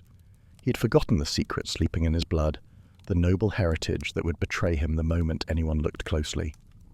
Now palace security monitors his every communication, making it impossible to contact Polino, Alara, or the others without revealing his thoughts of escape.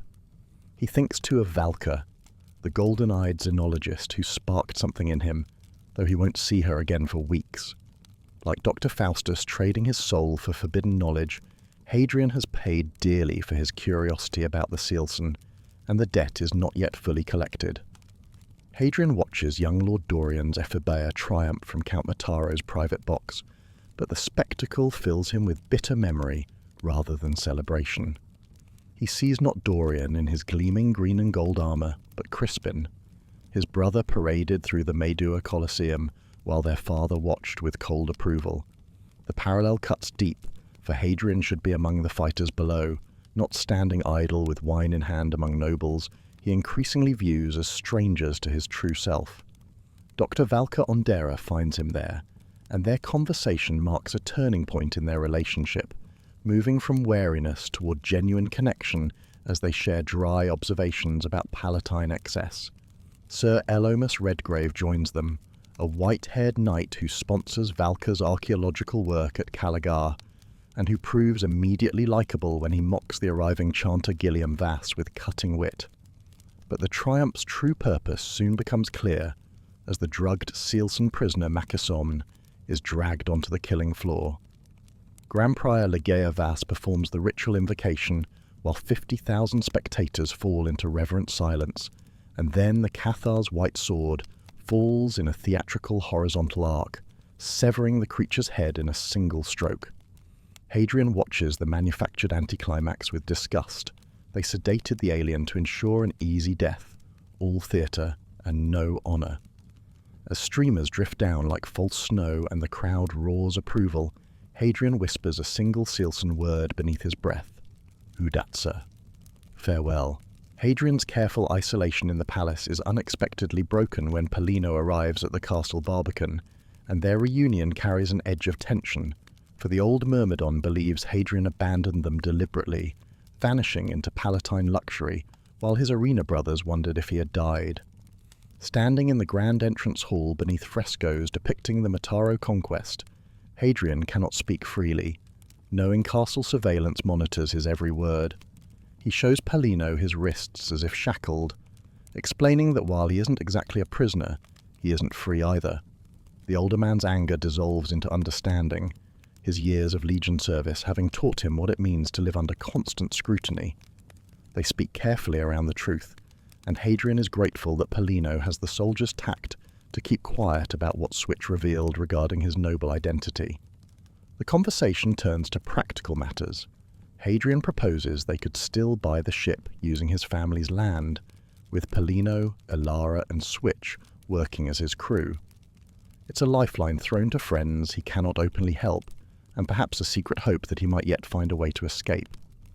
Paulino agrees to consider it, and promises to reconcile Switch with Hadrian, calling them brothers, a word that sparks deep loneliness in Hadrian, who realizes these rough gladiators have become more family to him than his actual brother Crispin ever was. Hadrian accompanies the young Lord Dorian and Lady Anais on an educational visit to Ulakiel, a volcanic island that serves as the largest refuge for the Umand, Emesh's native alien species. The Vilicus Niles Engin, a grey-skinned former slave trader from the Kavarad routes, greets them with obsequious charm, but the reality of the place tells a darker story. A heated fence surrounds the island, designed to cook any organic matter that touches it, trapping the Umand as surely as any prison wall. Valka's outrage simmers just beneath the surface as she studies the creatures, explaining to Hadrian that the Umand aren't truly individuals, but something more like networked cells, communicating through harmonized frequencies rather than language. Their consciousness operates on principles utterly alien to human thought, making true understanding almost impossible. Yet, amid the squalor of their trash-built hovels, Hadrian notices something curious. Circular hoops woven with string and shells, crafted with care, nothing else in this place receives. These anaglyphs, as Valka calls them, might be writing, art, or maps, though no one can say for certain. When Hadrian asks about the ancient ruins at Calaga, Valka begins to reveal something significant, saying the Umand didn't build them, but Lady Anais interrupts before she can finish. Throughout the visit, Hadrian witnesses the casual cruelty of empire, learning that Engin has the Umand chiseled rather than whipped as punishment. In a rare moment away from surveillance beneath one of the makeshift shelters, Hadrian speaks honestly to Valka about his disgust with imperial violence and the Chantry, dropping his pretense of being merely a merchant's son. Something shifts between them in that quiet space, a recognition of kindred feeling, before duty calls them back to their noble charges. Hadrian settles into his strange new role as tutor to Count Mataro's children, teaching young Dorian Jadian while sketching his portrait in gladiator's armor. The scene is deceptively peaceful, a language lesson, charcoal drawings, cherries eaten from a silver bowl. Yet beneath the surface, tensions simmer. When Anais suggests Hadrian might return to the Colosso as a gladiator, she carelessly observes that his Myrmidon friends surely won't be true for very long, then blanches as she realizes she's just predicted their deaths. Hadrian cannot even officially acknowledge the insult, trapped as he is in his false identity as Hadrian Gibson, a merchant's son rather than a disowned Palatine lord. The siblings convince him to teach them sword fighting, replacing their incompetent master-at-arms, and Hadrian finds himself drilling them in the courtyard heat, memories of his own training under Sir Felix mingling painfully with thoughts of Gibson's exile. Their practice is interrupted by chanter Gilliam Vass, the malformed priest who serves as the Grand Prior's son. In a private confrontation under the arbour, Gilliam accuses Hadrian of being too familiar with the noble children and warns him about his consultation with the Cielcin Prisoner. The threat is unmistakable. Heretics are flayed and crucified. Hadrian realizes something crucial about the priest's hostility. Gilliam doesn't merely see him as lowborn or dangerous. He sees Hadrian as a heretic, someone whose very curiosity about alien species marks him as spiritually contaminated. The encounter ends with Hadrian's cryptic warning, "Don't assume you know everything." Hadrian finds himself spending more time with Valka now, their shared contempt for the Chantry and respect for the Xenobites having built an unexpected bridge between them. One evening he arrives at her door to find it unlocked during yet another power outage, and steps into her private quarters for the first time. The mess he discovers there surprises him, clothing scattered about, papers everywhere, yet it humanizes her somehow, reminding him that the woman he's growing to admire is a person rather than an ideal. He finds her sitting in darkness by the window, nursing one of her headaches. And as they talk, Hadrian notices her sketches of Umand anaglyphs spread across the table. Something clicks in his mind. He asks for paper and quickly draws examples of Cielcin Udaritanu, their nonlinear calligraphy where the size and position of symbols convey meaning. The resemblance to the Umand's circular patterns intrigues Valka deeply, a connection across species that hints at something larger. Their conversation drifts to Calagar, where the tides will soon retreat enough for her to return, and to the strange loneliness of feeling small against something ancient. When Hadrian asks if she's eaten, she brightens, and they share their first meal together.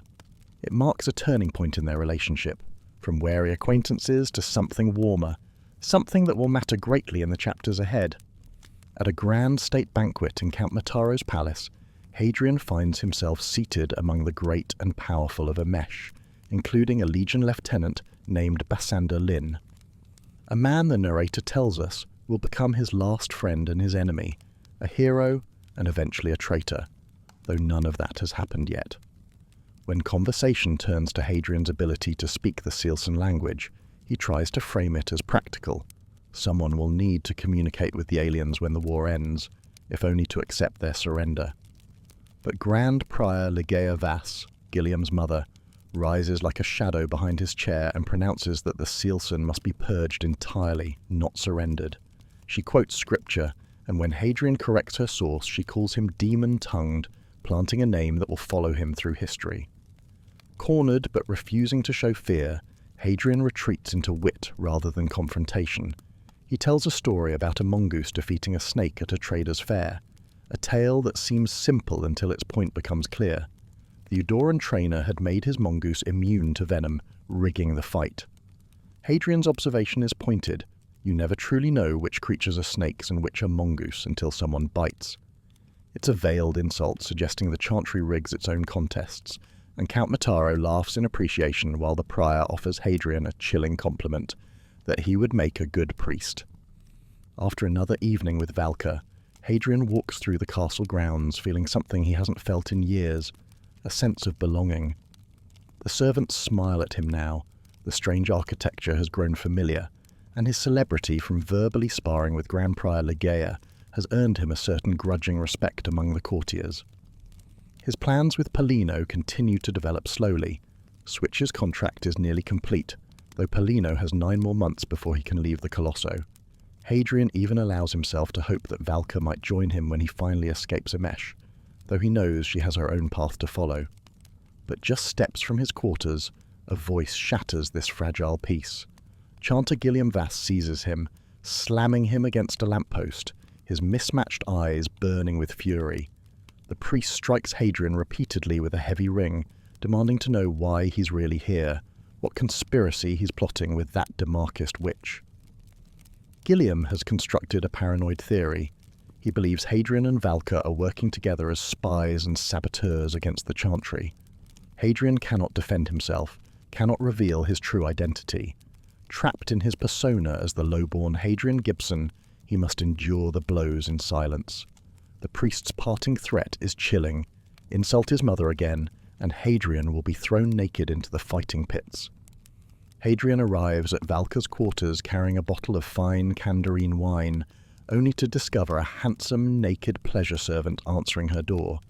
His heart sinks as he realizes Valka had forgotten their meeting entirely, lost in more immediate company. Yet she dismisses her companion with casual indifference, inviting Hadrian inside to share her research at last. What she reveals changes everything he thought he knew about the universe. The ruins at Calagar, she explains, are between 700,000 and 1 million years old, far too ancient for the primitive Umans to have built. As Hadrian processes this staggering information, connections begin forming in his mind. The Black Stone of Calagar, the marching towers he'd read about on Sad al-Suud, the legendary temple of Athtenvar on Giudecca, where Simeon the Red had his adventures. They're all products of the same vanished civilization. Valka calls them the Quiet because at every site across dozens of worlds, only the structures remain. No bodies, no tools, no artifacts of any kind, just enigmatic buildings and indecipherable carvings that the Umans seem to emulate in their story knots. The implications terrify Hadrian. This truth undermines the Chantry's most fundamental teaching, that humanity is the universe's first and greatest spacefaring civilization. Speaking such heresy should mean torture and execution, yet Valka seems utterly unconcerned, assuring him the diplomatic suites go unmonitored. She's discussed this openly with Sir Elomus for years without consequence. For Hadrian, who once descended into the Colosseum's jail simply to speak with a Cielcin prisoner, this revelation represents both vindication and danger. His curiosity has led him to forbidden knowledge once again, binding him ever closer to this brilliant, frustrating woman who sees the universe so differently than anyone he's ever known. The tour of the Fishers Guild warehouse begins as a tense political affair, with Count Mataro chafing under Grand Prior Ligeia Vass's constant pressure to obliterate the Umanda's native culture entirely. Hadrian walks beside Valka, the two sharing a moment of philosophical debate about whether people should be judged by their birth or their actions, a conversation that touches on deeper truths neither fully grasps yet. But the atmosphere shifts when the Count's party enters the very warehouse where Hadrian once stole fish as a starving beggar, and he finds himself haunted by memories of Cat, watching from the catwalks above. The Umand slaves, perhaps 50 of them lined against the wall, begin droning in an unusual rhythm when they hear Count Mataro identified. And then the impossible happens. The creatures revolt, breaking from their invisible containment to attack the humans who have enslaved them for 1,000 years. In the chaos that follows, Hadrian is tackled by one of the massive creatures, its tentacles forcing themselves down his throat, crushing him until he loses consciousness. Valka saves him, pulling the severed tendril from his mouth, and together they fight their way toward escape. Hadrian finds an abandoned machete and defeats another Umand, but hesitates before the killing blow. A moment of mercy witnessed by Valka from above, just as Cat once watched him from that same vantage point. When they finally emerge into the sunlight, 3 humans lie dead, including the grey-skinned Villicus engine. And here is where everything changes. Chanter Gilliam Vass immediately accuses Valka of being a witch who orchestrated the attack with her communication device, calling her a foreign agent and finally an off-world whore. Hadrian strikes him without conscious thought, sending the priest sprawling. Facing execution for attacking a clergyman, Hadrian does the only thing he can. He demands formal monomachy, a duel of honour. When Ligeia dismisses his right to challenge a palatine, Hadrian reveals the truth he has hidden for so long. He pulls his signet ring from beneath his shirt and slips it onto his thumb, declaring himself to Gilliam with cold satisfaction, "You don't know everything." Hadrian returns to the Colosseum Hypogeum under guard, given just 1 hour to accomplish what might be the most important task before his duel with Gilliam Vass, making peace with Switch. The concrete corridors feel smaller now, his old bed stripped away by the Count's soldiers, Erdros already filled by another fighter. Switch sits alone reading an illustrated novel, and when he notices Hadrian, his face shows that strange mixture of surprise and suspicion that comes from wounds not yet healed. But Hadrian doesn't kneel or bow or hang his head in theatrical remorse. He simply says he's sorry, then tells Switch everything, the truth about Gibson and the Chantry school he fled, how he beat his brother Crispin nearly to death, how his mother Liliana risked herself to help him escape, and why protecting her was the real reason he'd hidden his identity all along. He speaks of the canals and the fighting pits, though he keeps Cat's memory private, some griefs too tender for words. When Hadrian finally asks Switch to serve as his second in the coming duel, the answer comes without hesitation. "Of course I will, Had," Switch says, using the Myrmidon's name rather than the Palatine's, and in that small choice lies everything. They laugh together, genuinely laugh, and Hadrian confesses he no longer wants to kill Gilliam, that Valka wouldn't want him to. As he leaves, Switch asks his real name. "Hadrian of House Marlowe of Delos," he answers, speaking it aloud for the first time since arriving on Emesh, finally claiming himself again. Valka storms into the bottled garden where Hadrian trains with Switch, furious that he's risked his life defending her honour without permission. She calls him a backward imperial chauvinist, demanding to know who asked him to fight for her, and Hadrian, caught between his friend and this woman who confounds him utterly, can only admit the truth. He struck Gilliam because of what the priest called her, a witch, a whore. The formal introduction feels painfully awkward, Switch mentioning that Hadrian punched a priest over her, Valka learning his true name is Marlowe, and when she demands he withdraw from the duel, Hadrian explains he legally cannot. Once a formal challenge is issued, you're committed until first blood or death, but something shifts when he chases her into the colonnade, admitting she clouds things up for him, confessing he doesn't want anyone to die because of choices he made. Their argument circles around violence and its consequences, around whether fighting ever truly solves anything or merely creates 77 new problems. Valka doesn't want death on her conscience, and Hadrian promises to end it at first blood. He'll strike once and be done. When she finally softens, giving him permission to use her first name, it feels like the beginning of something neither of them expected. On the night before his duel with Guillaume Vasse, Hadrian lies sleepless, contemplating what it means to face one's own death. Writing now from 1500 years in the future, from his prison cell on Colchis, he reflects on that younger self with hard-won wisdom.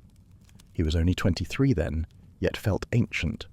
Every scar from his years on the streets, every broken bone from the Colosso, aching with the weight of what morning would bring. The older Hadrian who narrates this tale has gathered regrets across centuries, and he pauses here to consider whether Guillaume truly deserved to die. The priest was cruel, yes, petty and wicked, twisted perhaps by how life and nature had twisted him. But Hadrian has learned something in his long years of wandering the galaxy. He no longer believes any man should decide what other men deserve. He has met saints punished for their virtues and monsters praised for their evil, and he has been both kinds of creature himself. Perfect justice, he's come to believe, belongs only to whatever gods exist, not to mortal hands. That night, young Hadrian faced an impossible choice. He did not want to die, did not want to kill, and desperately did not want Valka to hate him. All he could do was choose and live with the consequences. The duel takes place in a grotto garden on Emesh, where copper flowers pulse like heartbeats against walls of deep green yew. Hadrian arrives confident, perhaps too confident, noting Guillaume's twisted frame and uneven legs, certain his years of training under Sir Felix and survival in the Colosso have prepared him for an easy victory. Switch stands as his second, their friendship mended after Hadrian finally told him the truth about his noble birth. But Guillaume proves surprisingly skilled, his sword moving with speed that belies his misshapen body, and it is the priest who draws first blood, a clean slash across Hadrian's forearm that shatters his promise to Valka. When the officiant offers Guillaume the chance to end the duel honourably, the priest refuses. What follows reveals something troubling about Hadrian. He cannot bring himself to kill. 3 times, 4 times, he creates clear openings to Guillaume's throat, his chest, his skull, and each time he pulls back, wounding instead of finishing. Anais calls out that he's playing with the priest, and her words ignite something dark in Guillaume. The final thrust is almost accidental. Guillaume lunges recklessly, and Hadrian's riposte carries straight through his ribs, puncturing a lung. As the priest dies slowly on the white grass, he warns Anais and Dorian not to trust the man who killed him. Hadrian kneels beside the corpse, knowing he has broken his word to Valka, until soldiers come to take him away. Count Mataro summons Hadrian to his stark white office, and the conversation that follows strips away every last illusion of freedom Hadrian had been clinging to. The Count reveals his true purpose. He has been planning since the moment Hadrian arrived to marry him to his daughter Anais, not for love or alliance, but for the exceptional gene complexes carried in Hadrian's blood. The Marlowe line, reinforced through generations of breeding with houses Cephalos and Ormond, contains genetic patterns that would cost House Mataro its entire title to obtain through legitimate means. Hadrian is to be breeding stock, nothing more. When Hadrian protests that his father would never approve such an arrangement, the Count produces a document that shatters what remains of his old identity, a writ of disavowal, signed by both Lord Alistair and Hadrian's grandmother, the Vicereine, legally dissolving all ties to House Marlowe. The Count had contacted Delos the very day Hadrian arrived, and his father responded by erasing his son from existence. Hadrian's ring, once proof of his station and the key to his escape plans, is now just a lump of worthless metal. He is truly destitute, trapped on Emesh with no name, no holdings, and no choice but to accept his role as consort to a woman he does not love. While Grand Prior Ligeia waits hungrily for any opportunity to claim vengeance for her dead son, Hadrian spirals into the depths of despair following the duel, drowning himself in wine in his darkened apartments, while Gilliam's dying eyes haunt him, those pale blue eyes going hollow as life fled from them. He has never killed anyone before, and the weight of it threatens to crush him. When Valka finds him, having somehow bypassed his locked door, she discovers him drunk and broken, clutching a scalpel like a weapon against imagined assassins. Rather than offering false comfort, she strikes him hard across the face and delivers the truth he needs to hear. This isn't happening to him, it's happening because of him. His own choices led here. In his anguish, Hadrian confesses everything: the forced marriage, his father's writ of disavowal, the gilded cage closing around him, and then does something remarkable. He pulls the Marlowe signet ring from his finger and hurls it across the room, finally releasing the symbol he had clung to since arriving on Emesh. The ring that once represented his identity, his escape plan, his very sense of self, now just worthless metal that brought him nothing but ruin. When he asks to accompany Valka to Calaga, seeking escape from his impossible situation, she touches his cheek with unexpected tenderness and agrees. Gibson's wisdom echoes in Hadrian's mind. The truly wise try to change themselves, the more difficult and less grand task. 4 months after killing Gilliam in the duel, Hadrian finally travels to Calaga with Valka and Sirolomus's research team, leaving behind the suffocating politics of Borisevo. His impending marriage to Anais has become an open secret, though his companions treat it more as a joke than a serious matter, calling him my lord in mocking echo of his arena days. The journey to Emesh's remote southern continent brings relief from the equatorial heat, and when Hadrian descends into the cleft where the ancient ruins lie embedded in the rock face, he encounters something that defies everything he thought he understood about the universe. The black glass structure is darker than any material he's ever seen, and his artist's eye immediately notices what others might miss. Every angle is subtly wrong, every line slightly skewed, nothing parallel. When he touches the stone, a blast of impossible cold shoots through his hand and up his arm, though Valka feels only warmth from the same surface. Inside, the narrow tunnels lead to a domed chamber covered with interlocking circular glyphs resembling Umand artwork, but clearly far more ancient. Standing beneath symbols nearly 1 million years old, yet looking pristine and new, Hadrian transforms from skeptic to true believer, finally understanding that humanity was never alone in the cosmos. Hadrian settles into an unexpected rhythm at Calaga, spending his evenings dining with Sir Alomus, Valka, and the Scholiast Tor Ada in the knight's modest but comfortable quarters. Sir Alomus proves to be delightful company, a man who once travelled the galaxy from Jad to the Sagittarius colonies before retiring to this remote corner of human space. Over roasted fish and conversation, the old knight shares tales of his dueling days, including killing a Mandari official who had challenged him over a dinner joke, then surviving when the dead man's minister tried to poison him in revenge. He warns Hadrian that the chantry priests are similarly fond of poison, and that Grand Prior Ligeia Vas has a long memory. Tor Ada explains the frustrating reality of their work. The chantry sequestered all previous findings from Calaga, and everything they discover will meet the same fate. Valka won't even be allowed to leave with notes or recordings. Then young Karthik interrupts with news that changes everything. A planetary broadcast announces that 33 hours earlier, Imperial forces destroyed a Cielcin incursion at the edge of the system. Hadrian recognizes the propaganda for what it is, hearing the calculation behind words like glorious victory, but the truth remains. The Cielcin have come to Emesh, and the war that seemed so distant has arrived at their doorstep. Hadrian has spent weeks exploring the Calaga ruins with Valka and Sir Alomus, helping carry equipment and shadowing the researchers through those close, darkened halls. The place defies understanding. Sealed chambers detected behind solid rock, built impossibly inside bedrock as if space itself had been slipped within stone. One day, while Valka and Alomus examine something in a pillared chamber, Hadrian wanders through a circular doorway into a tunnel he hasn't explored before. He follows it carefully, marking his path, and then freezes. A crack yawns in the wall beside him, wide enough for a man to pass through, and he is certain it wasn't there moments ago. Through it, he discovers a vast chamber with a dais and a single enormous glyph carved 50 feet high on the wall, a plain circle broken only by a wedge-shaped ray at its base. When he touches the stone, the same supernatural cold he felt on his first visit seizes him completely. His reflection moves without him, staring back with terrible green eyes, and suddenly he is falling through visions. A chapel with an empty cradle, a great ship studded with statues plunging toward a star, and Cielcin armies marching through space led by a silver-crowned figure. 3 words echo through him: this must be.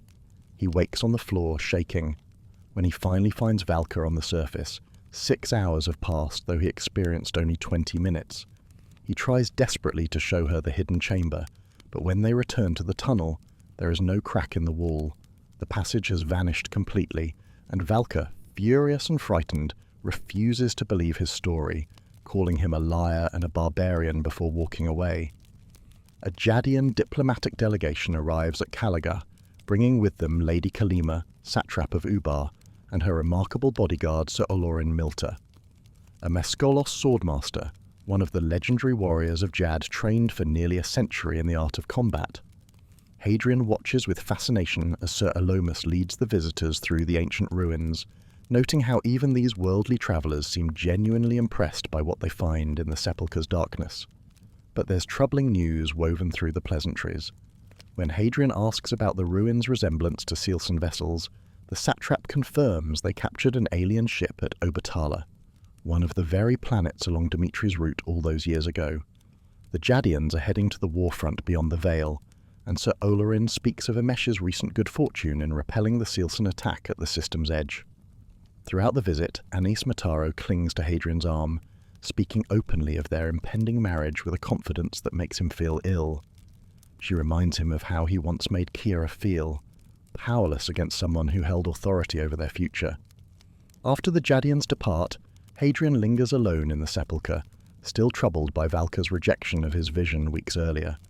Anis finds him there in the darkness and embraces him, speaking of children and ruling Emesh together, kissing him despite his wooden resistance. He cannot refuse her, just as Kira could not refuse him, and the parallel sickens him. Then Valka's voice cuts through the chamber. She has discovered them together, and though she claims not to care, Hadrian's heart shatters at the sight of her silhouetted in the doorway, knowing he has lost something precious before he ever truly had it. Hadrian sits alone on the beach at Calaga, half drunk and philosophizing about time and the paths not taken, seeing ghostly versions of himself walking corridors at the Scholiast Athenaeum on Teucros or the Chantry Seminary on Vespered, lives that might have been but never were. Valka finds him there, and after their painful encounter with Anais in the tunnels, these 2 wounded souls finally begin to heal the rift between them. She admits her father was also a xenologist, killed by the Inquisition while excavating at Ozymandias, and suddenly Hadrian understands why she carries such deep hatred for imperial institutions.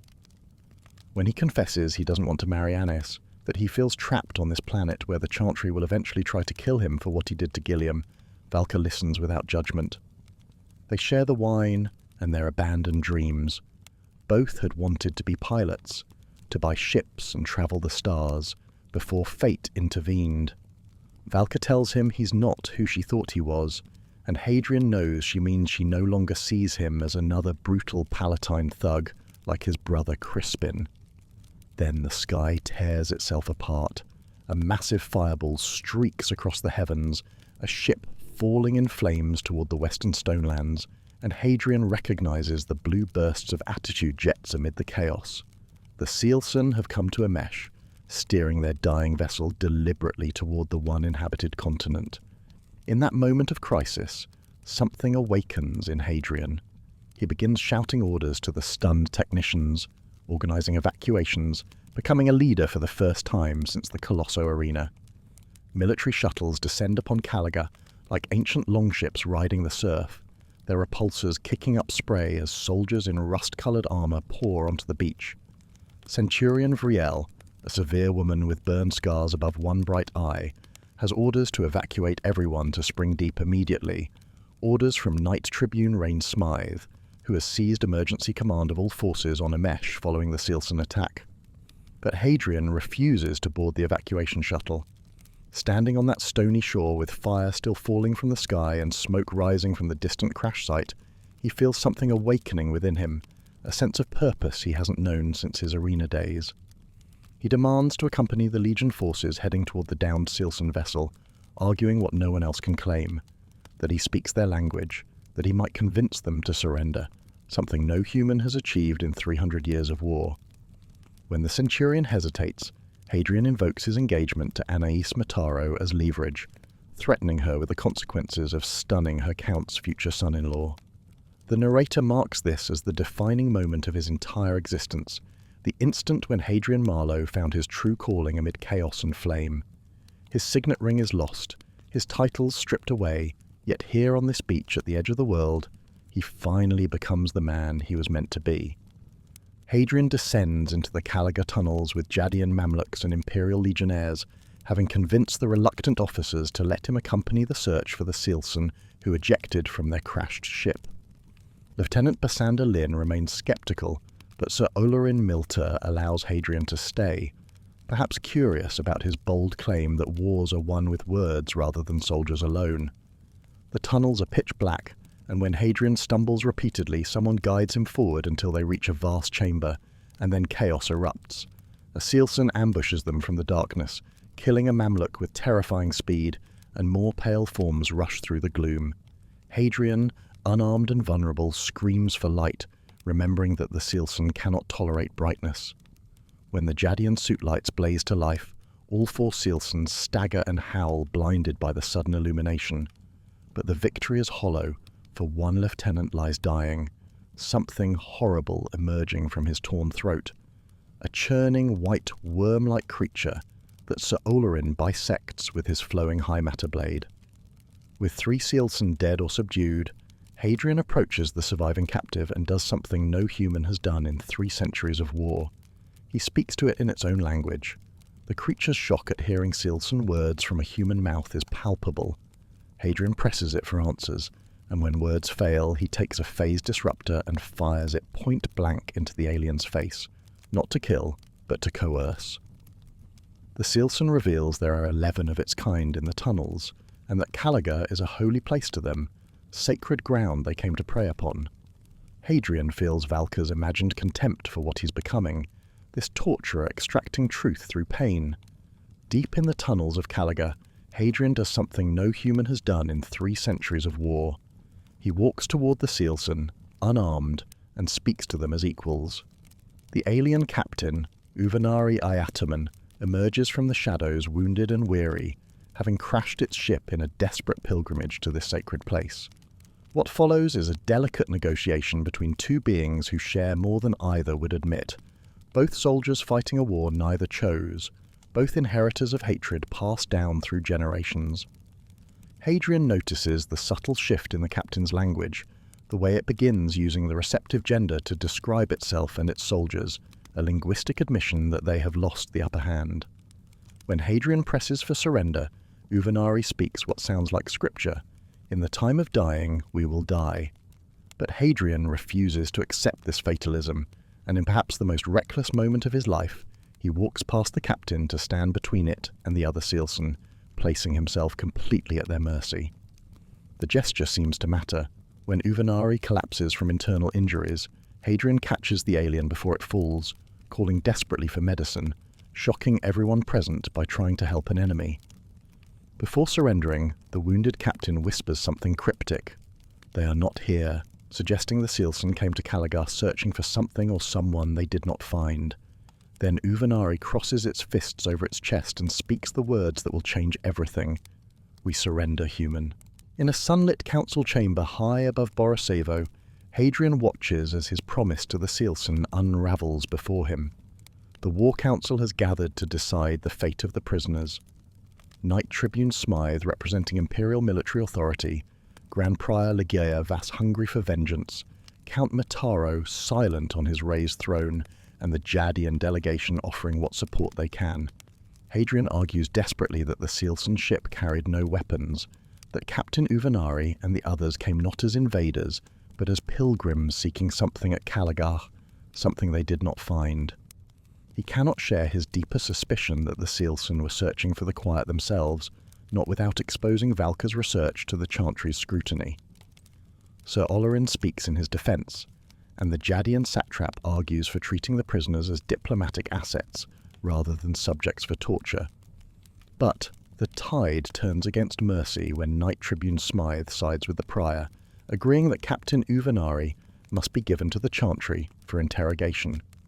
Then comes the cruelest blow of all.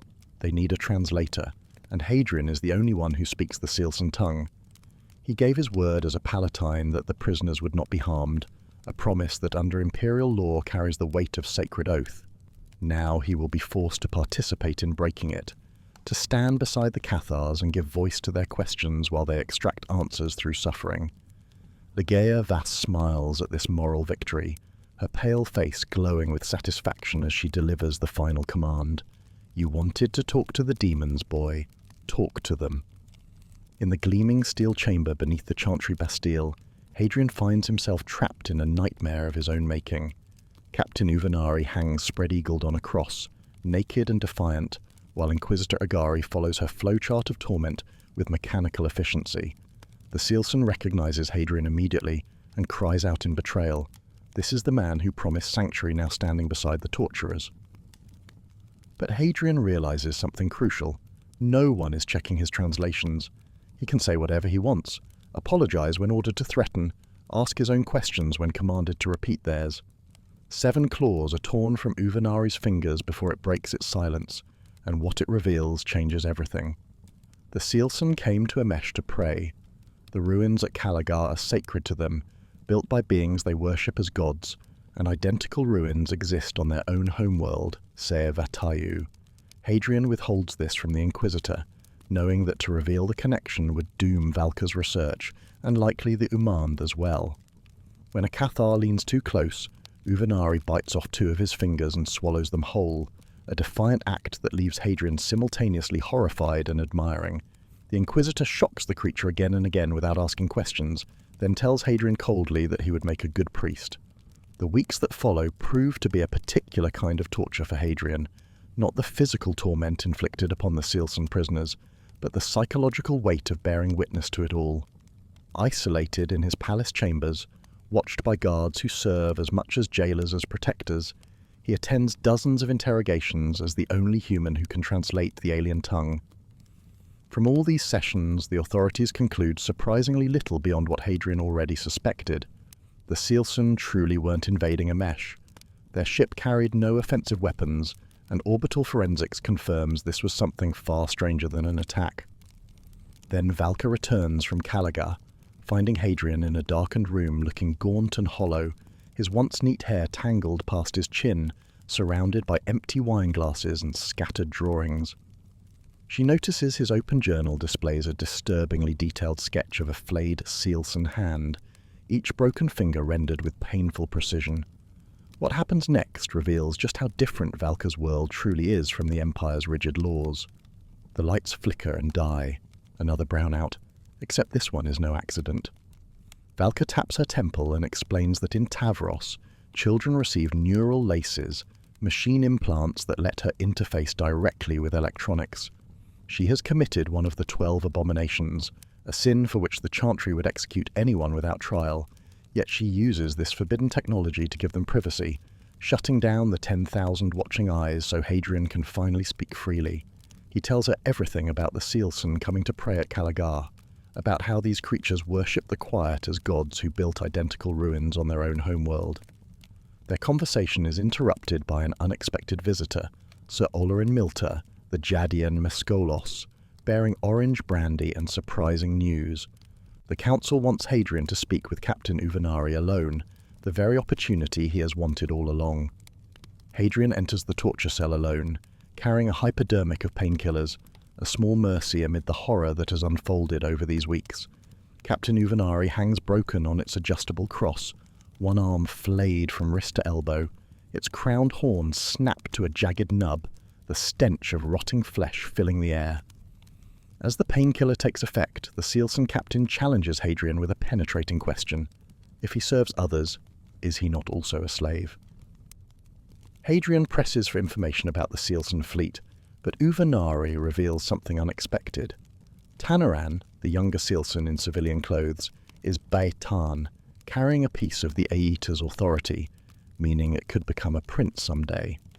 More crucially, Uvenari finally speaks its master's name, Aranata Otiolo, but the captain cannot betray its people's location because Cielcin fleets constantly move, with no fixed home to return to.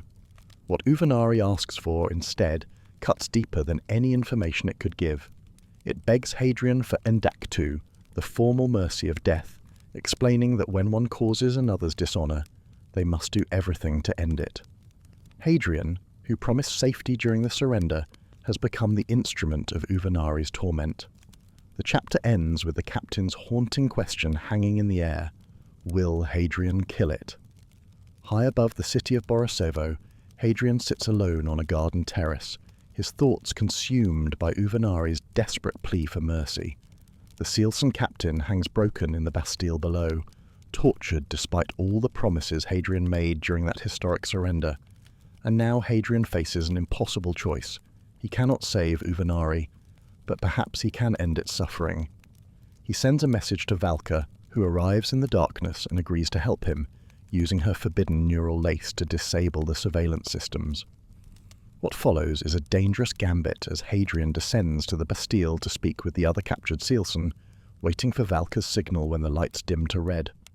When darkness finally falls, he speaks quickly to Tanaran, the young noble who carries a piece of the Aeta's authority. The Cielcin confirm what Hadrian feared. Among their people, the one who causes dishonour must do everything to end it. And since Hadrian's broken promises brought this torment upon Uvenari, he alone bears the responsibility for granting endactu, the formal mercy of death.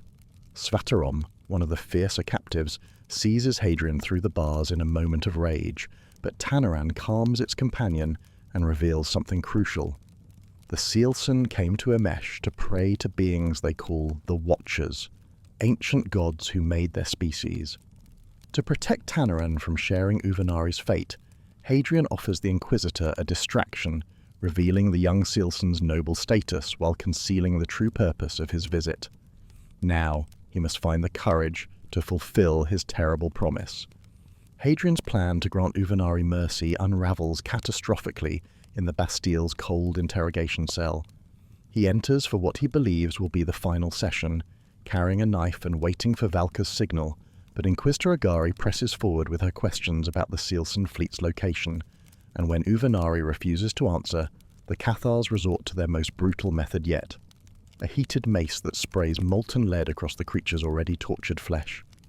Hadrian watches in horror as Uvenari screams, the smell of burning alien skin filling the chamber, and in that moment of extremity, something the Cielcin said days ago suddenly clicks into place.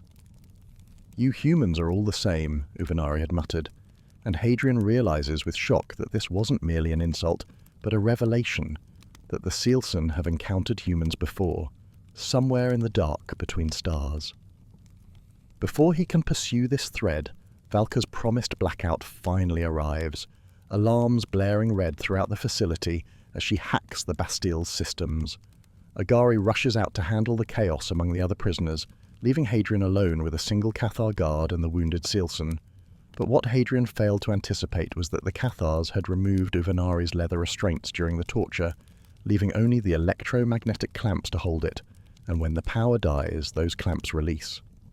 The Cielcin moves with terrifying speed despite its wounds, killing the Cathar and turning on Hadrian with the still glowing torture mace. In the desperate fight that follows, Hadrian takes molten lead across his shoulder and side, the burning agony searing into his flesh, but he manages to drive his knife into Uvenari's abdomen.